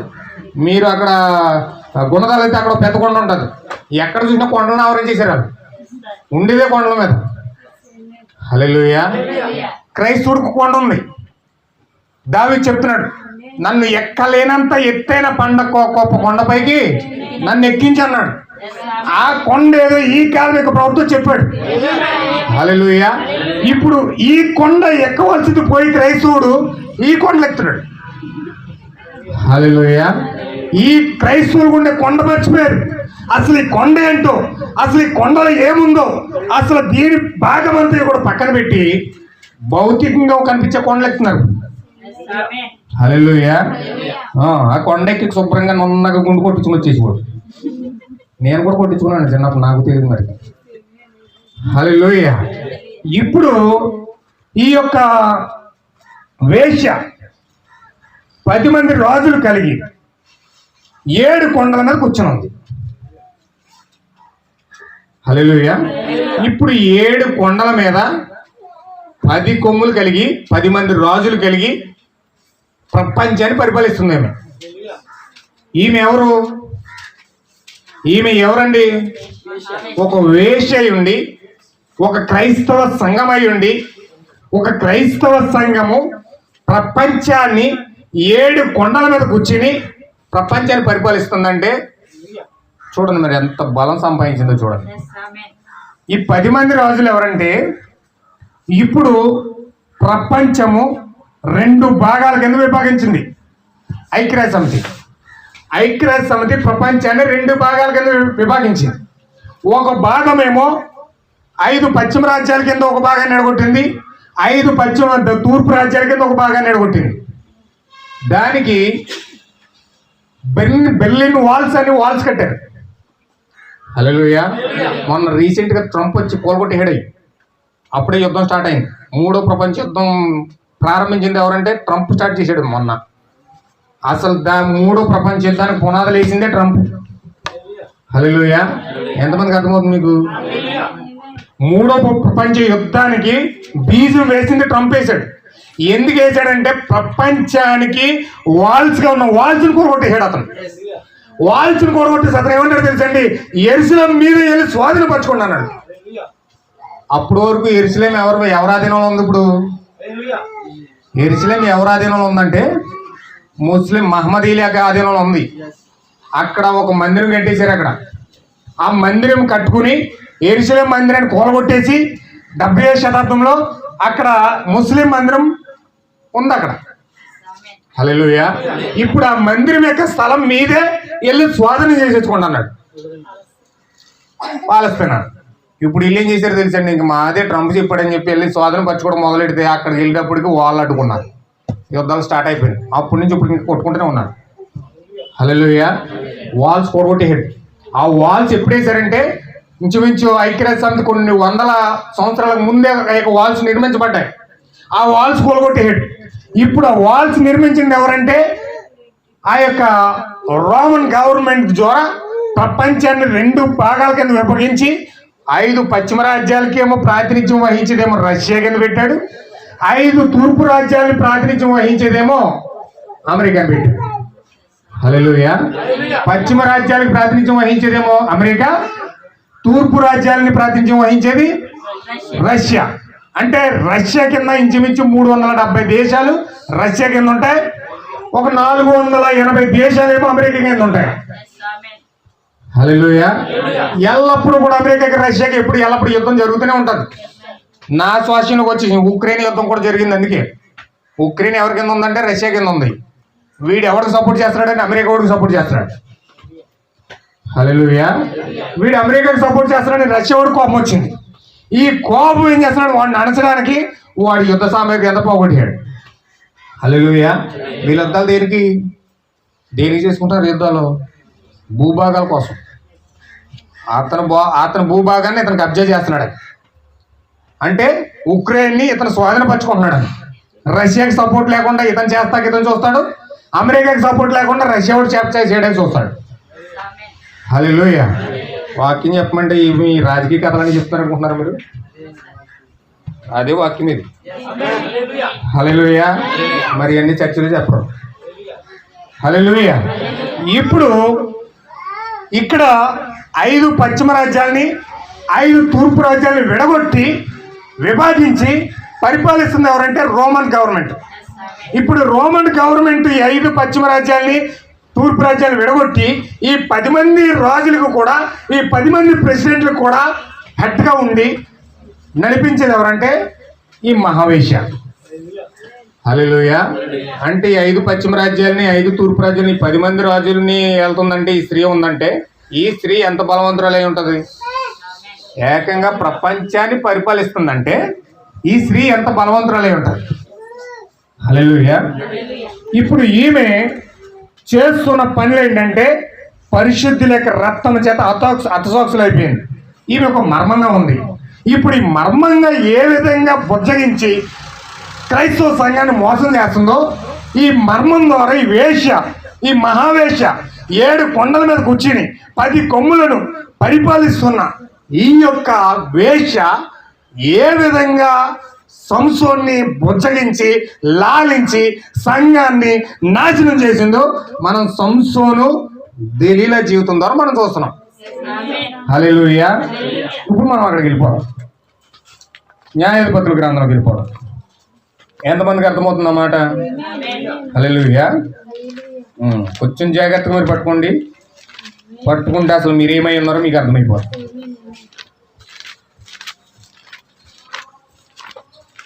న్యాయాధిపతుల గ్రంథం 16వ అధ్యాయం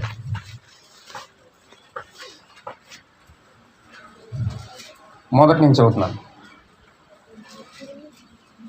తర్వాత సంసోను గాజాకు వెళ్ళి ఒకతను చూచి ఆమె యొద్ద చేరెను. సంసోను అక్కడికి వచ్చెనని గాజు వారికి తెలిసినప్పుడు వారు మాటు వేసి రేపు తెల్లవారున తర్వాత అతన్ని చంపుదామనుకొని పట్టణపు ద్వారమునొద్ద ఆ రాత్రి అంతయు పొంచి ఉండేది. హల్లెలూయా. సంసోను మధ్యరాత్రి వరకు పండుకొని మధ్యరాత్రి లేచి పట్టణపు తలుపులను వాటి 2 ద్వారబంధములను పట్టుకొని వాటి అడ్డకర్రతోటి వాటిని ఊరబెరికి తన భుజము మీద పెట్టుకుని హెబ్రోనుకు ఎదురుగానున్న కొండ కోనకు వాటిని తీసుకొని పోయాడు. అదనమాట. లాస్ట్ వీక్ మనం చూసాం ఇక్కడ వరకు సంసోను జీవితంలో ఏం జరిగిందో, సంసోను ఏ విధంగా ఆ యొక్క ఫిలిస్తీన్ల దేశంలోకి వెళ్ళి ఒక అమ్మాయిని ప్రేమించాడు. హల్లెలూయా. ఎవరినండి? ఎవరిని ప్రేమించాడు? ఫిలిస్తీన్ల అమ్మాయిని ప్రేమించాడు. ఫిలిస్తీన్ల అమ్మాయిని ప్రేమించి ఇతను యూదుడు కాబట్టి యూదురాలు పెళ్లి చేసుకోవాలి. యూదురాలు పెళ్లి చేసుకోవడం మానేసి ఇతను ఏం చేశాడంటే ఫిలిస్తీన్ల దగ్గరికి వెళ్ళి ఫిలిస్తీన్ అమ్మాయిని ప్రేమించాడు. ఇప్పుడు ఆ అమ్మాయి ఎలాంటిదో తెలియదు. ఇప్పుడు ఆమె దైవభక్తి తెలియదు, వాక్యం తెలియదు, పరిశుద్ధాత్మ బాప్తిజం అంటే ఏంటో తెలియదు, ఆమెకి యెహోవా అంటే ఏంటో తెలియదు, అయ్యో యెహోవా ఏం చేశాడో కూడా ఏమో తెలియదు. ఈమె ఏం చేసిందంటే ఫిలిస్తీన్ దేవతను, దాగోను మందిరంలో ఉండే దేవతను ఆరాధించే ఒక దైవభక్తురాలు ఈమె. అందులోకి ఈమె కోటీశ్వరరాలు కూతురు. ఎలా ఉంటుందండి? స్కర్ట్లో ప్యాంట్లు వేసేదేమో నాకు తెలియదు, బహుశా జీన్ ప్యాంట్లు టీ షర్ట్లో వేసేదేమో. హల్లెలూయా.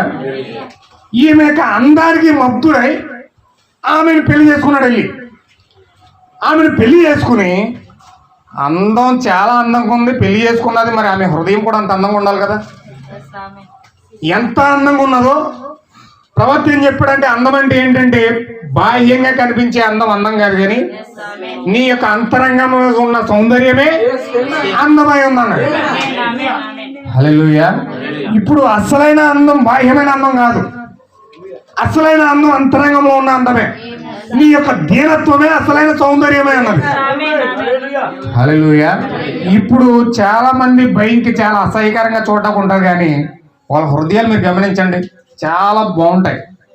హెల్పింగ్ చేసే గుణం ఉంటుంది, చక్కగా ఉభయ గుణం ఉంటుంది, లోబడి మనస్తత్వం ఉంటుంది, చాలా అందమైన గుణలక్షణాలు కనపడతాయి. కానీ భౌతికంగా కనిపిస్తే మాత్రం అందంగా కనిపించరాదు. కానీ లోపల వాళ్ళ హృదయం చాలా హార్ట్ఫుల్గా ఉంటుంది, అద్భుతంగా ఉంటుంది. హల్లెలూయా. కానీ ఈ సంసోను బాహ్యమైన అందాన్ని చూసుకున్నాడు. ఆ బాహ్యమైన అందాన్ని చూసుకుని వెళ్ళి వివాహం చేసుకోవడానికి సిద్ధపడ్డాడు. వెళ్ళి బాహ్యమైన అందాన్ని చూసి ఎప్పుడైతే వివాహం చేసుకోవడానికి సిద్ధపడ్డాడో ఆమె ఏం చేసిందండి, వివాహం చేసుకున్న తర్వాత భర్త మాటను బట్టి కాకుండా, భర్త యొక్క చెప్పు చేతలు ఉండకుండా ఫిలిస్తీన్ల యొక్క చెప్పు చేతలో ఉందామె. హల్లెలూయా. ఫిలిస్తీన్లు చెప్పినట్లుగా చేస్తూ ఉంది, ఫిలిస్తీన్ కథలికలు బట్టి నడుస్తూ ఉంది. హల్లెలూయా. భర్తను అవమానపరుస్తుంది, భర్తను 10 మందిలో తీసుకెళ్తా ఉంది, భర్తను అగౌరవపరిచింది. హల్లెలూయా. ఈమెకు అసలు భర్త వాల్యూ తెలియదు. అసలు ఈమె స్త్రీగానే పెరగలేదు. ఒక అహంకారి వలె, ఒక భయంకరమైన స్త్రీ వలె బ్రతికింది తప్ప ఒక మంచి గుణలక్షణాలు కలిగిన స్త్రీ ఈమె కాదు. హల్లెలూయా. కానీ బాహ్యమైన అందాన్ని చూసుకుని వలలో పడి వెళ్ళి వివాహం చేసుకున్నాడు ఈ సంసోను. హల్లెలూయా. వివాహం అయితే చేసుకున్నాడు, కానీ తర్వాత ఆమె అవమానపరిచిన రీతిని బట్టి ఆమెను విడిచిపెట్టేసి వెళ్ళిపోయాడు. వెళ్ళిపోయి కొంతకాలానికి వెళ్ళేసరికి ఆ మంగారు ఏం చేశాడంటే ఇంక వదిలేసి వెళ్ళిపోవడం చెప్పేసి ఇంకొక అతను పెళ్లి చేసేసాడు. ఇంకొక అతను పెళ్లి చేసేస్తే ఆ యొక్క సంసోను మరలా తిరిగి వచ్చేసరికి పెళ్ళి అయిపోయింది, నువ్వు రాలేదేమో అనుకున్నాను అని చెప్పాడు. కోపం వచ్చి ఆ యొక్క నక్కలు పట్టుకెళ్ళి ఆ యొక్క పంటలన్నీ కూడా కాల్చేశాడు. హల్లెలూయా. ఈ స్టోరీ అంతా మీరు విన్నారు. ఇదంతా ఇప్పుడు ఈ సంసోను సంఘానికి సాదృశ్యమై ఉన్నాడు. ఈ సంసోను సంఘానికి సాదృశ్యంగా ఉన్న వ్యక్తి వాక్యము పరిశుద్ధాత్మ పొందుకునే వారికి ఇంపార్టెన్స్ ఇవ్వడం మానేసి పరిశుద్ధాత్మ పొందుకునే వ్యక్తులను కాపాడి వారిని సంఘంలో తీసుకురావడం మానేసి ఈ సంఘం ఏం చేసిందంటే డబ్బున్న వాళ్ళని ఎత్తుకోవడం మొదలెట్టింది. హల్లెలూయా. అధికమైన ప్రాధాన్యత వ్యాపారస్తులకు ఇవ్వడం మొదలుపెట్టారు. అధికమైన ప్రాధాన్యత ఒక ఉన్నతమైన స్థానంలో ఉన్న వారికి ఇవ్వడం మొదలుపెట్టారు. హల్లెలూయా. ఎప్పుడైతే ఈ యొక్క సంఘం ఆ విధంగా చేయడం మొదలుపెట్టిందో, ఎప్పుడైతే వాక్యము దీనులకు, వాక్యానికి లోబడే విధేయులకు వాక్యాన్ని ఇవ్వడానికి బదులుగా ఉన్నతమైన స్థానాలు ఉన్న వాళ్ళకి, డబ్బున్న వాళ్ళకి, వ్యాపారస్తులకి ఎప్పుడైతే వాక్యాన్ని ఆ యొక్క సంఘంలో ఉన్న హోదాలు ఎప్పుడైతే ఇవ్వడం మొదలు పెట్టారో, హల్లెలూయా, వీళ్ళు ఏం చేస్తున్నారంటే పక్కనున్నట్టుండి వాక్యాన్ని వెంబడిస్తున్నట్టు వెంబడించి వాక్యాన్ని పూర్తిగా అగౌరవపరిచి దేవుని వాక్యాన్ని సంఘంలో లేకుండా చేస్తూ ఉన్నారు. హల్లెలూయా. ఎంతమందికి అర్థమవుతుందండి? ఎప్పుడైతే పకడ్బందీగా సంసోను ఆ విధంగా కదలడం మొదలు పెట్టాడో, ఈమె వాక్యంలా ఇవ్వడానికి బదులుగా, దీనులకు ఇవ్వడానికి బదులుగా, వాక్యాన్ని లోబడే వారికి ఇవ్వడానికి బదులుగా ఒక ఉన్నతమైన స్థానాన్ని, ఒక ఉన్నతమైన క్లాస్ని, హై క్లాస్ను వెతుక్కోవడానికి ప్రయత్నం చేశారు. ఎప్పుడైతే హై క్లాస్కి సంఘం ప్రాముఖ్యత ఇచ్చిందో, దీనులైన వారు, దరిద్రులైన వారు, వాక్యానికి లోబడే వాళ్ళు వెనక జరగడం మొదలుపెట్టారు. హల్లెలూయా. ఎప్పుడైతే సంఘంలో ఆ విధంగా జరిగిందో, సంఘంలో ఒక రాజకీయం ఎంటర్ అయిపోయింది. వీళ్ళు ఏం చేస్తారు? హై క్లాస్ పీపుల్ ఏం చేశారు? చక్కగా వీళ్ళున్న అధికమైన తెలివితేటలన్నీ చుట్టుపక్కలంతా నేర్చుకుని వచ్చి ఆ సంఘాల్లో వాళ్ళ మనుషుల దగ్గర నేర్చుకున్న విద్యా బుద్ధులన్నీ నేర్చుకుని వచ్చి అవి సంఘంలో అమలు చేయడం మొదలుపెట్టారు. ఎప్పుడైతే ఆ విధంగా మొదలు పెట్టారో దానికి పాస్టర్ ఏకీభవించాడు. ఈ ఏకీభవించిన పాస్టర్తో సంఘము, ఆ యొక్క ధర్మ బోర్డు, పెద్దల బోర్డు ఏకీభవించిందో సంఘము విచ్ఛిన్నమైపోవడం ప్రారంభమైంది. హల్లెలూయా. ఇప్పుడు సంఘం అలాగే ఎప్పుడైతే విచ్ఛిన్నమైపోయిందో, ఇప్పుడు ఈ యొక్క సంసోను వచ్చి ఎవరు దారి పెట్టాడండి? ఇప్పుడు వేశ్యలు దారి పెట్టాడు. హల్లెలూయా. ఇప్పుడు సంఘం సపోర్ట్ కావాలి. సంఘానికి ఏం చేయాలండి? సంఘం సపోర్ట్ కావాలి. ఇప్పుడు ఇతను ఏం చేశాడంటే భార్య పక్కనట్టు ఏడు, భార్య ఆల్రెడీ వేసి అయిపోయింది, ఇంకొకటి అతను చేసుకుని ఇప్పుడు ఇంకో వేశ్య దగ్గరికి వెళ్ళాడు. ఇంకో వేశ్య దగ్గరికి వెళ్తే ఈ వేశ్య దగ్గర అక్కడ చక్కగా ఇతను సేద తీరుతూ ఉన్నాడు. సేద తీరు సమయానికి రాత్రి ఫిలిస్తీన్లందరూ ముట్టడేసేసారు. హల్లెలూయా. ఫిలిస్తీన్లందరూ ముట్టడేసేసి ఆ యొక్క రూమ్ అంతా కూడా మొత్తం బయట వేచున్నారు, పెద్ద పెద్ద రాయిలు పట్టుకుని. ఇంకేతను ఏం చేశాడు తెలుసండి? అసలు వెళ్ళడానికి అవకాశం లేదు. ఈ వేష అలా బంధించేసిందండి, ఇంట్లో బంధించేసింది. ఇప్పుడు కిటికీలన్నీ వేసేసింది, డోర్లన్నీ వేసేసింది, ఇతనికి వెళ్ళడానికి అవకాశం లేకుండా చేసేసింది. నువ్వు ఎప్పుడైనా సరే వేష దగ్గరికి వెళ్ళావు అంటే నిన్ను అలాగే బంధించాడు. హల్లెలూయా. వేశ్య దగ్గరికి వెళ్ళావంటే నువ్వు ఖచ్చితంగా ఇరుక్కుపోవడం ఖచ్చితంగా 100% వాస్తవం అని. హల్లెలూయా. ఇప్పుడు వేశ్య తనకు ఎల్లప్పుడూ కూడా లాభసాటిగా ఉండేటట్లుగానే చూసుకుంటా తప్ప ఆమె యొక్క సౌకర్యాలే, ఆమె యొక్క ఆ లాభసాటి విషయాలే చూసుకుంటా తప్ప ఎల్లప్పుడూ కూడా సంఘం యొక్క క్షేమం కోసం ఆమె ఆలోచించదు, సంఘం యొక్క స్థితి కోసం ఆమె ఆలోచించదు, కుటుంబం యొక్క బాధ్యత కోసం ఆమె ఆలోచన కలిగి ఉండదు. కుటుంబం యొక్క బాధ్యత కానీ పిల్లల మీద బాధ్యత కానీ ఎంత మాత్రం ఆమె తీసుకోదు. హల్లెలూయా. ఆమెకు ఆసక్తి లేని విషయాలు అన్ని కూడా. దేవుని నామమునకు మహిమ కలుగును గాక. చూడండి, బాహ్యంగా కూడా ఒక స్త్రీ భర్తను పక్కనట్టు వేరొక పురుషునికి వెళ్ళి స్థానం ఇచ్చింది అనుకోండి, కుటుంబంలో ప్రతి ఒక్క బాధ్యత అనేది తగ్గిపోతుంది. భర్త మీద బాధ్యత తగ్గిపోతుంది, పిల్లల మీద బాధ్యత తగ్గిపోతుంది. మొత్తం ఆమె యొక్క జీవితం అంతా కూడా ఆ పక్కల కోసం ఆలోచిస్తారు తప్ప, ఆ ప్రేమించిన వ్యక్తి కోసం ఆలోచిస్తారు తప్ప, ఆమె వెళ్ళిపోయే పురుషుడి కోసమే ఆలోచిస్తారు తప్ప, ఆ ఇంట్లో ఏ విధంగా బ్రతుకుతుంది, ఆ పిల్లలకి ఏమాత్రం క్షేమాధారం ఇస్తా ఉంది, ఆమె భర్త కోసం ఏమాత్రం క్షేమం కలుగుంది, ఏ మాత్రం కూడా ఆమె ఆలోచించదు. ఏ మాత్రం ఆ స్థితి అంతా ఆమె ఉండదు. వేశ్య ఎల్లప్పుడూ ఆమె జీవితం అంతా కూడా అంతే. ఆమె స్థితి అంతా కూడా విచ్ఛిన్నం అయిపోతుంది. హల్లెలూయా. చూడండి, ఇప్పుడు ఈ సంసోను ఎప్పుడైతే ఆ యొక్క గృహంలోకి వెళ్ళాడో ఆ స్త్రీ బంధించేసింది. సంసోను స్త్రీ బంధించేసి డోర్లన్నీ బిగించేసి లాక్ చేసేసి పట్టుకోండి సంసోను అంటుంది. హల్లెలూయా. ఎంత ఘోరమో చూడండి. పట్టుకోండి సంసోను అంటుంది. ఈమె యొక్క బలహీనత ఈ వేశ్యకు తెలియదు. ఇతరులు దేవుడు ఉన్నాడన్న సంగతి ఈ వేశ్యకు తెలియదు. ఇతరులు దేవుని యొక్క శక్తి ఉన్నదన్న సంగతి ఈ వేశ్యకు తెలియదు. దొరికేశాడు, బంధించేశాను, లోపలిటేశాను అనుకుంటుంది. హల్లెలూయా.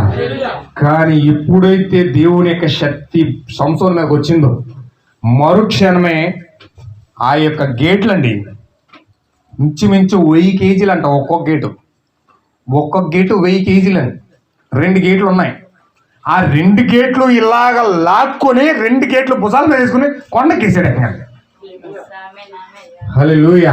ఆ గేట్లు లాగేసరికి మొత్తం ఆ గేట్లే లాగేసాడంటే ఇతను ఎంత బలం ఉందని లక్షల మంది జనం వచ్చిన వాళ్ళు ఇలా నోరాలి చూస్తున్నారు. అంటే గేట్లు లాగేసినప్పుడు మమ్మల్ని తుత్తినీలుగా చేసేస్తాడానికి అర్థమైపోయింది సీన్. వెంటనే నోరాలి చూస్తున్నారు ఇలాగా. ఆ లోపల ఉన్న వేశ్య నోరాలి చూస్తుంది, వీళ్ళందరూ కూడా స్టక్ అయిపోయిన నోరాలి చూస్తున్నారు. గేట్లన్నీ లాక్కుని కొండకి వెళ్ళిపోయాడు అలాగే. హల్లెలూయా. కొండెక్కేసాడు, వెళ్ళిపోయాడు. దాహం వేసింది, అక్కడ వాగు తెరిచాడు దేవుడు. ఆ వాగులో నుంచి నీరు పుష్కలంగా తాగేశాడు. దేవుడు మాత్రం వదలలేదు. చుమ్మా ఇతను వేశ్యల దగ్గరికి వెళ్తున్నా సరే దేవుడు వదలలేదు. ఓ సహోదరి సహోదరుడా, నీవు గనక దేవుడి ఎన్నికలు ఉంటే, నీవు గనక జగత్పునాది వేయబడక ముందు గుర్రె పిల్ల జీవ గ్రంథంలో నీ పేరు రాయబడి ఉంటే, నీవు వ్యభిచారం చేస్తున్నా, నీవు తప్పు చేస్తున్నా, నువ్వు పాపం చేస్తున్నా, నువ్వు అబద్ధాలు ఆడుతున్నా, నువ్వు మోసం చేస్తున్నా, నీవు ఎటువంటి కార్యాలు అసహ్యమైన కార్యాలన్నీ చేస్తూ ఉన్నా కూడా నిన్ను ఆయన ప్రేమిస్తూనే ఉంటాడు. నిన్ను ఆయన ప్రేమిస్తూనే ఉంటాడు. నిన్ను విడివాడు ఎడబాయడు. నిన్ను పట్టుకుంటూనే ఉంటాడు. నిన్ను వెంబడిస్తూనే ఉంటాడు. కాపాడవలసిన సమయంలో కాపాడుతూనే ఉంటాడు. అది దేవుని యొక్క ప్రేమ, దేవుని యొక్క ఉన్నతమైన ప్రేమ. అది నువ్వు పాపం చేసావు కదా, నీ మూతి ముడుచుకుని పక్కెళ్ళిపోడు ఆయన. నువ్వు తప్పు చేస్తున్నావు కదా, నిన్ను పక్కనెట్టేసి నువ్వు శ్రమలో ఉన్నప్పుడు నీ దూరంగా ఉండి నవ్వుకునే దేవుడు కాదైనా. ఆహా భలే జరిగింది, భలే జరిగింది, నన్ను ఇడిచిపెట్టి ఎందుకు ఇలా జరిగింది అనుకోడు. హల్లెలూయా. ఆయన అటువంటి దేవుడు కాదు. నువ్వు ఎంత హింసించినా, నువ్వు చేతుల్లో మేకలేస్తున్నా, ఆ రక్తం కారుతున్న గాయాలతో ఎదురు చూస్తున్నాడు దినమెల్లా చేతులు చాపుకుని. హల్లెలూయా. అటువంటి దేవుడు మన దేవుడు. పగ తీర్చుకునే దేవుడు కాదైనా. రక్తానికి రక్తం పెట్టే దేవుడు కాదైనా. పాపానికి పాపం పెట్టే దేవుడు కాదైనా. ఆ పాపం నుంచి ఎలా విడిపించాలో దానికి మార్గాన్ని కలుగునే దేవుడు ఆయన. నువ్వు ఆరోగ్యవంతుడు, నువ్వు అనారోగ్య పాలైపోయావంటే, నువ్వు అనారోగ్యంగా నీరసించిపోతా ఉన్నావంటే, ఆ అనారోగ్యం నుంచి ఎలా కాపాడాలో నీకు మార్గం కనిపెట్టే దేవుడు ఆయన. హల్లెలూయా. ఎంతమందికి అర్థమవుతుందన్నమాట? సంసోను వేశ్యలంట పోతున్నా సరే దేవుడు శక్తిస్తున్నాడు. ఎంతమందికి అర్థమవుతుందండి? క్లోజ్ చేసామంటారా? టైం అయిపోయింది. మరి ఇంకొక 5 నిమిషాలు ఉంది 1 గంటకి. 5 నిమిషాలు చెప్పి నేను ముగిచేస్తాను. ఏం చేయను మరి, టైం కరెక్ట్ సరిపోవట్లేదు మరి. హల్లెలూయా. నేను ఇంకా మెసేజ్లో అడుగు పెట్టలేదు. ఇంకా ఈ మెసేజ్ నేను వచ్చే వారం చెప్తాను. హల్లెలూయా. చాలా జాగ్రత్తగా వినండి. ఇప్పుడు సంసోను ఆ యొక్క వేశ్య అంటే వెళ్ళాడు, పాపం చేశాడు, భయంకరమైన కార్యాలన్నీ చేస్తా ఉన్నాడు. కానీ దేవుడు శక్తి ఇస్తూనే ఉన్నాడు. శక్తి ఎక్కడ ఉంది ఇప్పుడు? దేవుని శక్తి ఎక్కడ ఉందండి? సంసోను జడలో ఉంది, సంసోను జడల్లో ఉంది, సంసోను శిరస్సులో ఉంది. సంసోను యొక్క శక్తి శిరస్సులో ఉంది ఇప్పుడు. హల్లెలూయా. ఇప్పుడు శిరస్సే నాయకత్వం వహించేది, దేవుడే నాయకత్వం వహించేది. ఆ దేవుడు శిరస్సులో ఉన్నాడు, ఆ దేవుడు వాక్యంలో ఉన్నాడు, ఆ వాక్యం శిరస్సులో ఉంది. హల్లెలూయా. ఇప్పుడు శిరస్సును గౌరవించటం మాత్రమే, శిరస్సును గౌరవించటం మాత్రమే నీకు పరిశుద్ధాత్మను పొందుకున్నకు రుజువై ఉంది. పరిశుద్ధాత్మ పొందుకున్నావన్న రుజువు ఏంటండి? శిరస్సును గౌరవించటం. పరిశుద్ధాత్మ లేని ఏ స్త్రీ అయినా శిరస్సును గౌరవించదు, శిరస్సును ప్రేమించదు, శిరస్సును హత్తుకోదు, శిరస్సును భద్రంగా కాపాడలేదు. హల్లెలూయా. నీవు శిరస్సును గౌరవిస్తేనే నీవు పరిశుద్ధాత్మ పొందుకున్నావు అనడానికి రుజువై ఉంది. ఎందుకంటే శిరస్సులోనే పరిశుద్ధాత్మ ఉంది, శిరస్సులోనే వాక్యం ఉంది, శిరస్సులోనే శక్తి ఉంది, శిరస్సులోనే 2 పాళ్ళు శక్తి ఉంది. హల్లెలూయా. ఇప్పుడు ఈ వేశ్య శిరస్సులో బలం ఉందన్న సంగతి ఎవరికి తెలియదు. ఇప్పుడు శిరస్సులో శక్తి ఉన్న సంగతి తెలియదు. యాక్చువల్గా దేవుడు సంసోను కూడా మర్మం బయలుపరచలేదు. కేవలం దూత వచ్చి ఏం చెప్పిందంటే, నీవు ఆ నెత్తి మీద కత్తి ఎప్పుడు వేయకూడదు, మద్యము తాగకూడదు అని చెప్పింది మాత్రం తప్ప నీ బలం జడలోనే ఉందని చెప్పలే. హల్లెలూయా. బలం ఎక్కడ ఉందని? శిరస్సులో ఉంది. శిరస్సులో ఉన్న బలాన్ని ఏ వ్యక్తి కూడా సంసోను కూడా చెప్పలేదు. ఒకవేళ సంసోను చెప్తే ఏ గలీలకు చెప్పినట్టు చెప్పేది. సంఘానికి ఈరోజు మర్మం తెలియదు, సంఘానికి ఈరోజు సత్యం ఎక్కడ ఉందో తెలియదు, సంఘానికి ఈరోజు వాక్యం ఎక్కడ ఉందో తెలియదు. సంఘం అనుకుంటుంది సంఘంలోనే వాక్యం ఉందనుకుంటుంది. హల్లెలూయా. వాక్యం ఎక్కడ ఉందండి? ఇప్పుడు వాక్యం ఎక్కడ ఉందండి? జాగ్రత్తగా మీరు వినాలి. వాక్యం ఎక్కడ ఉందండి? ఏమండి వాక్యం ఎక్కడుంది? డినామినేషన్ అంగా ఎక్కడ చెప్తుంది అంటే వాక్యం ఎక్కడ ఉందంటే సంఘంలో ఉంది. వాక్యం ఎక్కడుందంటే దేవుడు ఎక్కడున్నాడు? సంఘంలో ఉన్నాడు. వాక్యం ఎవరండి? యేసుక్రీస్తేనా? దేవుడేనండి. దేవుడు ఎక్కడున్నాడు? సంఘంలో ఉన్నాడు. సంఘం చెప్పిన మాటే వేదం. సంఘం ఏ క్రమం పెడితే ఆ క్రమం పాటించాలి. సంఘం ఏ బాప్టిజం ఇస్తే ఆ బాప్టిజం ఇవ్వాలి. సంఘానికి సంపూర్ణ సార్వభౌమాధికారం ఉందని చెప్పేసి సంఘంలో దేవుడు ఉందని చెప్తున్నారు. బైబిల్ ఏం చెప్తుంది? సంఘంలో ఆ దేవుడు లేడు, వాక్యమే దేవుడై ఉన్నాడు. వాక్యమే దేవుడు. ఆ వాక్యం ఎక్కడ ఉందంటే శిరస్సులో ఉంది. ఇప్పుడు సంసోను యొక్క శిరస్సులో వాక్యం ఉంది. ఆ వాక్యాన్ని బట్టి నడిచిన సేపు చాలా చక్కగా నడిచాడు సంసోను. చాలా బాగుంది అతని లైఫ్. కానీ వాక్యాన్ని ఎప్పుడైతే పక్కన పెట్టాడో ఇప్పుడు అతని జీవితం వేశ్యల పోలైపోయింది. హల్లెలూయా. ఒక్కొక్క వేశ్య దగ్గరికి వెళ్ళి సేద తీరుతున్నాడు. వాక్యం దగ్గర సేద తీరట్లేదు. మనం ఏం పాడామని పాట ఇప్పుడు? మనం ఏం పాడాం? ఆయనే నా ఆశ్రయ పురమని పాడాం. ఆయన నా కీడం, ఆయనే నా దుర్గం, ఆయనే నా రక్షణ అని పాడాం. సంవత్సరం అలా పాడాలి, దావీదు పాడినట్లుగా. దావీదు ఏం పాడాడు? చక్కగా కీర్తన రాశాడు. నా కేడమాయనే, నా దుర్గమాయనే, నా శృంగమాయనే, నా ఆశ్రయపురమాయనే, నా కొండ ఆయనే, నా కోట ఆయనే. చక్కగా రాశాడు దావీదు పాట. మరి సంవత్సరం ఏం పాట రాస్తున్నాడు? దెలీలయే నా కోట, దెలీలయే నా కొండ, దెలీలయే నా ఆశ్రయపురము అని సంవత్సరం పాట రాస్తున్నాడు. హల్లెలూయా. ఎంతమందికి అర్థమైంది? ప్రేమికుల రోజు అనమాట అది. జాగ్రత్తగా కూర్చోబెట్టుకున్నామ్మా యువకులు. ఇప్పుడు ఈ భౌతికమైన లస్ట్లో ఈ సంసోను వెళ్ళి ఎక్కడ చూపెడుతున్నాడంటే వేశ్య దగ్గర చూపెడుతున్నాడు. వేశ్య దగ్గర భయంకరమైన కామాతురత కలిగిన ఆ యొక్క లవ్, ఆ ప్రేమ, సహజాతీతమైన ప్రేమ అనుకుంటూ మోసపోతూ దెలీలా దగ్గర, ఆ యొక్క వేశ్య దగ్గర ఆశ్రయం పొందుతున్నాడు. సంఘం ఎక్కడ ఆశ్రయం పొందుతుందండి? సంఘం ఎక్కడుంది? దేవుడు వాక్యము నా కొండ, వాక్యము నా కోట, వాక్యమైన ఆశ్రయపురం అని చెప్పడానికి బదులుగా నా సంఘమే నా కోట, నా సంఘమే నా యొక్క ఆశ్రయపురము, నా సంఘమే నా యొక్క ఏంటండి అన్నీ కూడా నవ్వే. బాప్టిస్టుడు అంటే నా సంఘమే నా కోట అంటాడు, మెథడిస్టు అంటే నా సంఘమే నా కోట అంటాడు, మా సంఘం పాస్టర్ చెప్పింది నేను వింటానంటాడు. మా పాస్టర్ గారు చెప్పింది తప్ప ఇంక నేను ఏది చేయను. హల్లెలూయా. పాస్టర్ గారు నీకు దేవుడు, సంఘమా నీకు దేవుడు. ఏం చేసిందో చూడండి. వేశ్య మభ్య పెట్టేసింది, మాయ పెట్టేసింది, అన్ని చేసి ఈమె ఏం చేస్తుందంటే జాగ్రత్తగా సంసోన్ని జోలపాడి చక్కగా గదిలో పెట్టి తాళం వేసేసింది, లాక్ వేసేసింది. హల్లెలూయా. నేను మెసేజ్ చదవాలనుకున్నాను కానీ ఈ వారం చదవం, వచ్చే వారం చదువుతాను.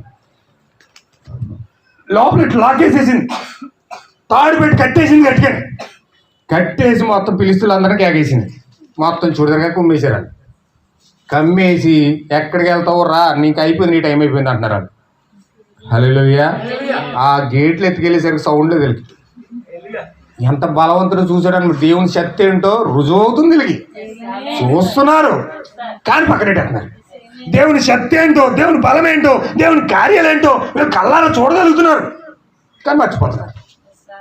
హల్లెలూయా. నెక్స్ట్ ఏం జరిగింది చూడండి. 4వ వచనం.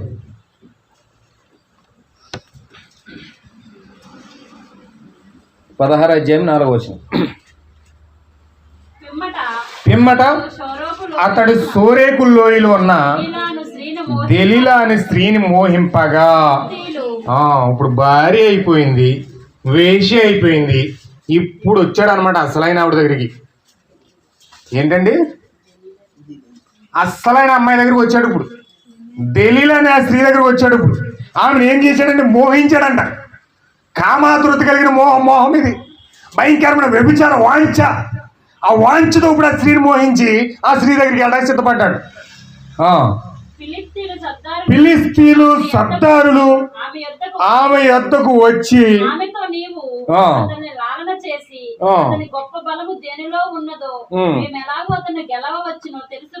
ఇప్పుడు ఈ సంసోను కండి ఎంత పరిశుద్ధంగా, పరిశుద్ధాత్మ శక్తి కలిగి, దేవుని యొక్క శక్తి కలిగి గేట్లు ఎత్తుకెళ్ళిపోయాడు.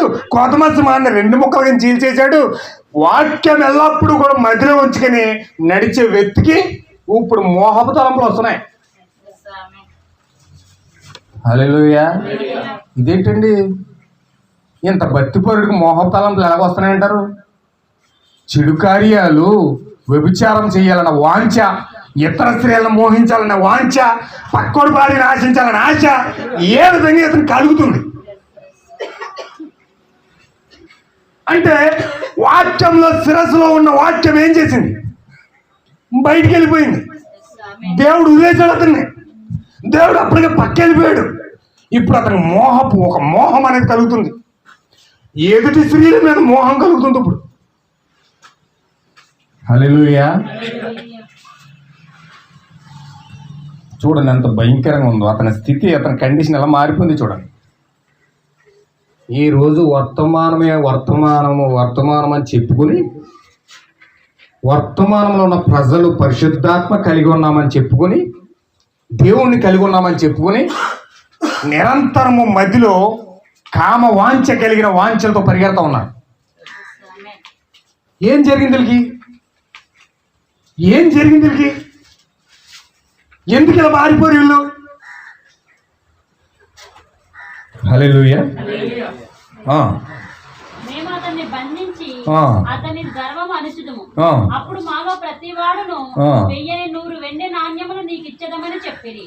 కాబట్టి ఇప్పుడు ఈ సంసోను ఎప్పుడైతే మోహించే స్త్రీ దగ్గరికి వెళ్ళాడో, ఫిలిస్తీయులు ఈ స్త్రీని వల్ల వేసుకున్నారు.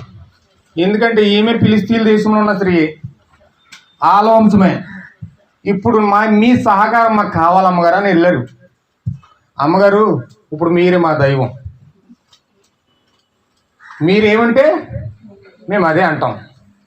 అమ్మగారు మీరేం చెప్తే మేము అదే చేస్తాం. అయ్యగారు మీరేం చెప్తే మేము అది చేస్తాం.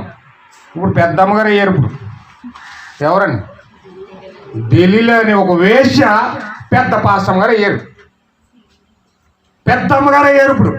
ఇప్పుడు ఫిలిస్తీయులందరూ కూడా అమ్మగారు దగ్గరికి వెళ్ళిపోతున్నారు. కొబ్బరి. హల్లెలూయా. ఈ కొబ్బరి నూనె మీద ఏమో ఆవిడేమో చక్కగా ప్రార్థన చేసి పంపేస్తుంది స్వస్థత వరాలటికి.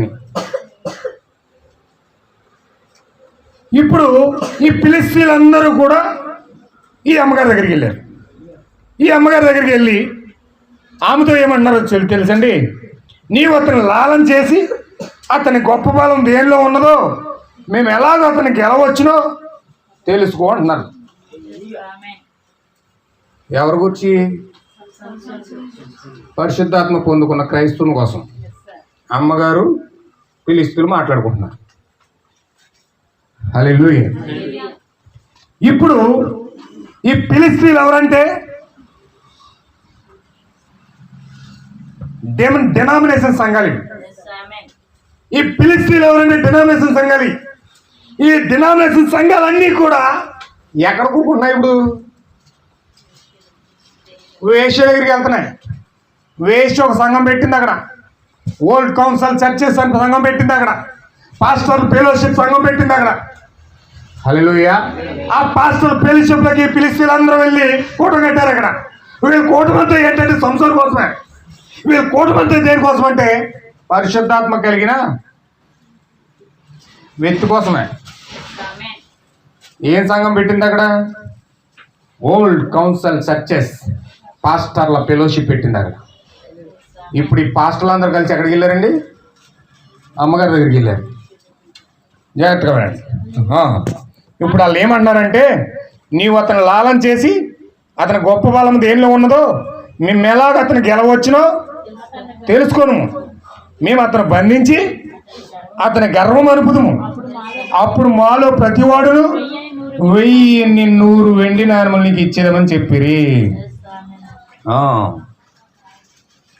ఇప్పుడు దెలీలా యొక్క టార్గెట్ ఏంటంటే సంసోను బలం ఎక్కడ ఉందో తెలుసుకోవాలి.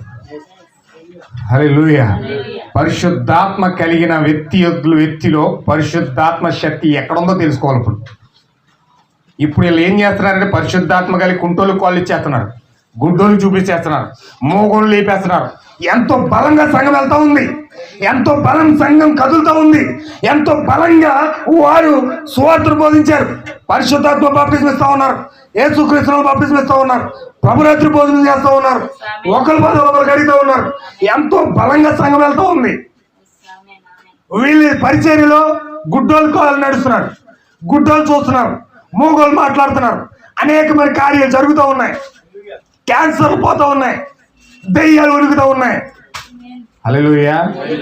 అసలు శక్తి ఏంటి? అసలు ఇంతగా చేయడానికి వీళ్ళ శక్తి ఎక్కడ ఉంది? హల్లెలూయా. ఎక్కడుంది? విలియం బ్రనహం ఒకరోజు వెళ్ళి ఒక గుడ్డోడికి ప్రార్థన చేస్తున్నాడు.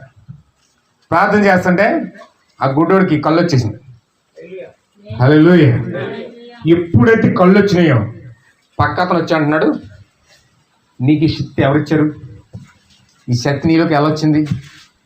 నాకు కూడా వచ్చు కదా, నేను కూడా అలా చేస్తాను కదా. మన ఇద్దరం అలా చేసామనుకో, మన ఇద్దరం కలిసి దేవుడి నామని స్తుతించవచ్చు, దేవుడి నామని కనపరచవచ్చు. ఆహా, చాలా బాగా మాట్లాడతా దెయ్యం వచ్చి. గెట్ అవుట్ డెవిల్ అన్నాడంటే. హల్లెలూయా. అంటే శక్తి ఏదో పొందేసుకునేదా? ఒకరోజు పౌలు గారు అలాగే ఒక గుడ్డోడికి కళ్ళు ఇచ్చాడు. చచ్చిపోయిన కుర్రోని బతికించాడు. ఎండ వచ్చేసి ఒక ఆయన వచ్చేసి, నీకు ఎంత ధనం కావాలో చెప్పు, ఎన్ని కోట్లు కావాలో చెప్పు, నీకు ఇస్తాను, ఆ చెత్త నాకు ఇయ్యి అన్నాడు. హల్లెలూయా. ఎన్ని కోట్లు కావాలి? పౌలు గారు ఏమన్నాడు తెలుసండి? చాలా భయంకరమైన మాట వాడాడు అనమాట. అక్కడ బయటకు పొమ్మన్నాడు. దేవుని యొక్క శక్తి అమ్ముకునేది కాదు, దేవుని యొక్క స్వస్థత అమ్ముకునేది కాదు, దేవుని యొక్క వాక్యము అమ్ముకునేది కాదు. ఇది వ్యాపారం కాదు ఇది. కానీ ఈరోజు బైబిల్ ఒక వ్యాపారం అయింది. బైబిల్ ఒక వ్యాపారం అయింది. స్వస్థతలు అమ్ముకుంటున్నారు, వాక్యాన్ని అమ్ముకుంటున్నారు, ప్రతి దాన్ని అమ్మకమే. బుక్స్ అమ్ముకుంటున్నారు, బైబిల్ అమ్ముకుంటున్నారు, అనేకమైన కార్యాలు, కచ్చీపులు అమ్ముకుంటున్నారు, కొబ్బరి నూనె అమ్మేసుకుంటున్నారు. హల్లెలూయా. అన్నీ అమ్మకాలే, అన్నీ వ్యాపారమే. ఒకరోజు విలియం బ్రన్హామ్ దగ్గరికి ఒక ఆవిడ స్వస్థత పొందింది. ఆవిడ ప్రెసిడెంట్ అండి, ప్రెసిడెంట్ ఆఫ్ బ్రిటన్. ఆమె మహారాణి. ఆవిడ పోలేదు. దేవుడు దర్శనం ద్వారా ఆ వ్యక్తి ప్రవక్త విలియం బ్రన్హామ్ ప్రార్థన చేస్తే స్వస్థత జరుగుతుందని హృదయంలో నమ్మి అతను లెటర్ రాసింది. ఈయన వెళ్ళి ప్రార్థన చేశాడు. ప్రార్థన చేసిన తర్వాత ఆమె స్వస్థత జరిగింది, వచ్చేసాడు. తర్వాత ఆమె యొక్క సైనికుల ద్వారా 4 కోట్లు చెక్ పంపించిందండి విలియం బ్రన్హామ్కి. 4 కోట్లు చెక్కు. ఇది నా యొక్క, నీవు నా కొరకు చేసిన గొప్ప స్వస్థత కొరకు నేను నీకు ఇచ్చే కానుక అని చెప్పి 4 కోట్లు అట్టుకొచ్చి ఇచ్చింది చెక్. ఈ నెల పట్టుకుని దాన్ని 2 ముక్కల కింద చేసేసి పట్టుకెళ్ళిపో అన్నాడు. స్వస్థత నేను అమ్ముకోను అన్నాడు. ఇది అమ్ముకునే స్వస్థత కాదు, ఇది దేవుడు నాకు ఇచ్చిన వరం, అది నీ కోసం, నా కోసం కాదని చెప్పేసి చెప్పాడు. ఆ టైంలో 10 రూపాయలు అనాలు 5 పైసలు చలామణి అయిపోయిన కాలం అది. ఆ టైంలో 4 కోట్లు చెక్ అంటే ఇతను ఎంత పెద్ద పొజిషన్లోకి వెళ్ళిపోతాడండి. కానీ ఆ చెక్కును కూడా 2 ముక్కలు చేసాడు ఈయన. హల్లెలూయా. కానీ రోజు పలవ పట్టడం కోసం ఒక ప్రసంగాన్ని నమ్మేసుకుంటున్నారు. హల్లెలూయా. పలవ పట్టడం కోసం అంత భయంకరంగా అయిపోయిందండి దేశం, ప్రపంచం. వాక్యాన్ని పక్కనెట్టేసి సంసోను ఎలాగుండేవాడు ఈరోజు పలవ పట్టణం పడిపోతున్నాడు. వేశ్యల చుట్టూ తిరుగుతున్నాడు, రాజకీయాల చుట్టూ తిరుగుతున్నాడు, సినిమాల చుట్టూ తిరుగుతున్నాడు, బీడీలు కాల్చున్నాడు, భయంకరమైన కార్యాలన్నీ అక్రమమైన కార్యాలయం చేసుకుంటూ పోతా ఉన్నాడు, లవ్లు అంటూ పోతా ఉన్నాడు, భయంకరమైన వేశ్యలు అంటూ పోతా ఉన్నాడు, భయంకరమైన దుర్మార్గమైన కార్యాలన్నీ సంసోను జీవితంలో అలవాటు అయిపోయినాయి. ఎంత పరిశుద్ధంగా ఉండే వ్యక్తి, ఎంత పవిత్రంగా ఉండే వ్యక్తి కడక ఏ విధంగా మారిపోయి చూడండి. హల్లెలూయా. కానీ ఈరోజు దేవుడు ఆ వ్యక్తిని కూడా పట్టుకుంటాడంటే ఖచ్చితంగా పట్టుకుంటాడు. అది వచ్చే వారం చూద్దాం. ఖచ్చితంగా దేవుడు ఏ విధంగా వ్యక్తిని, పడిపోయిన వ్యక్తిని దేవుడు ఏ విధంగా లేపుతున్నాడో, దేవుడు ఏ విధంగా మరలా దాన్ని పునరుద్ధరిస్తా ఉన్నాడో ఖచ్చితంగా మనం వచ్చే వారం చూద్దాం. అందరూ కూడా ప్రార్థన పూర్వకంగా రండి. దేవుడి వాక్యం దీవించును గాక. అందరూ లేచి నిలబడని చిన్న ప్రార్థన చేసుకుందాం.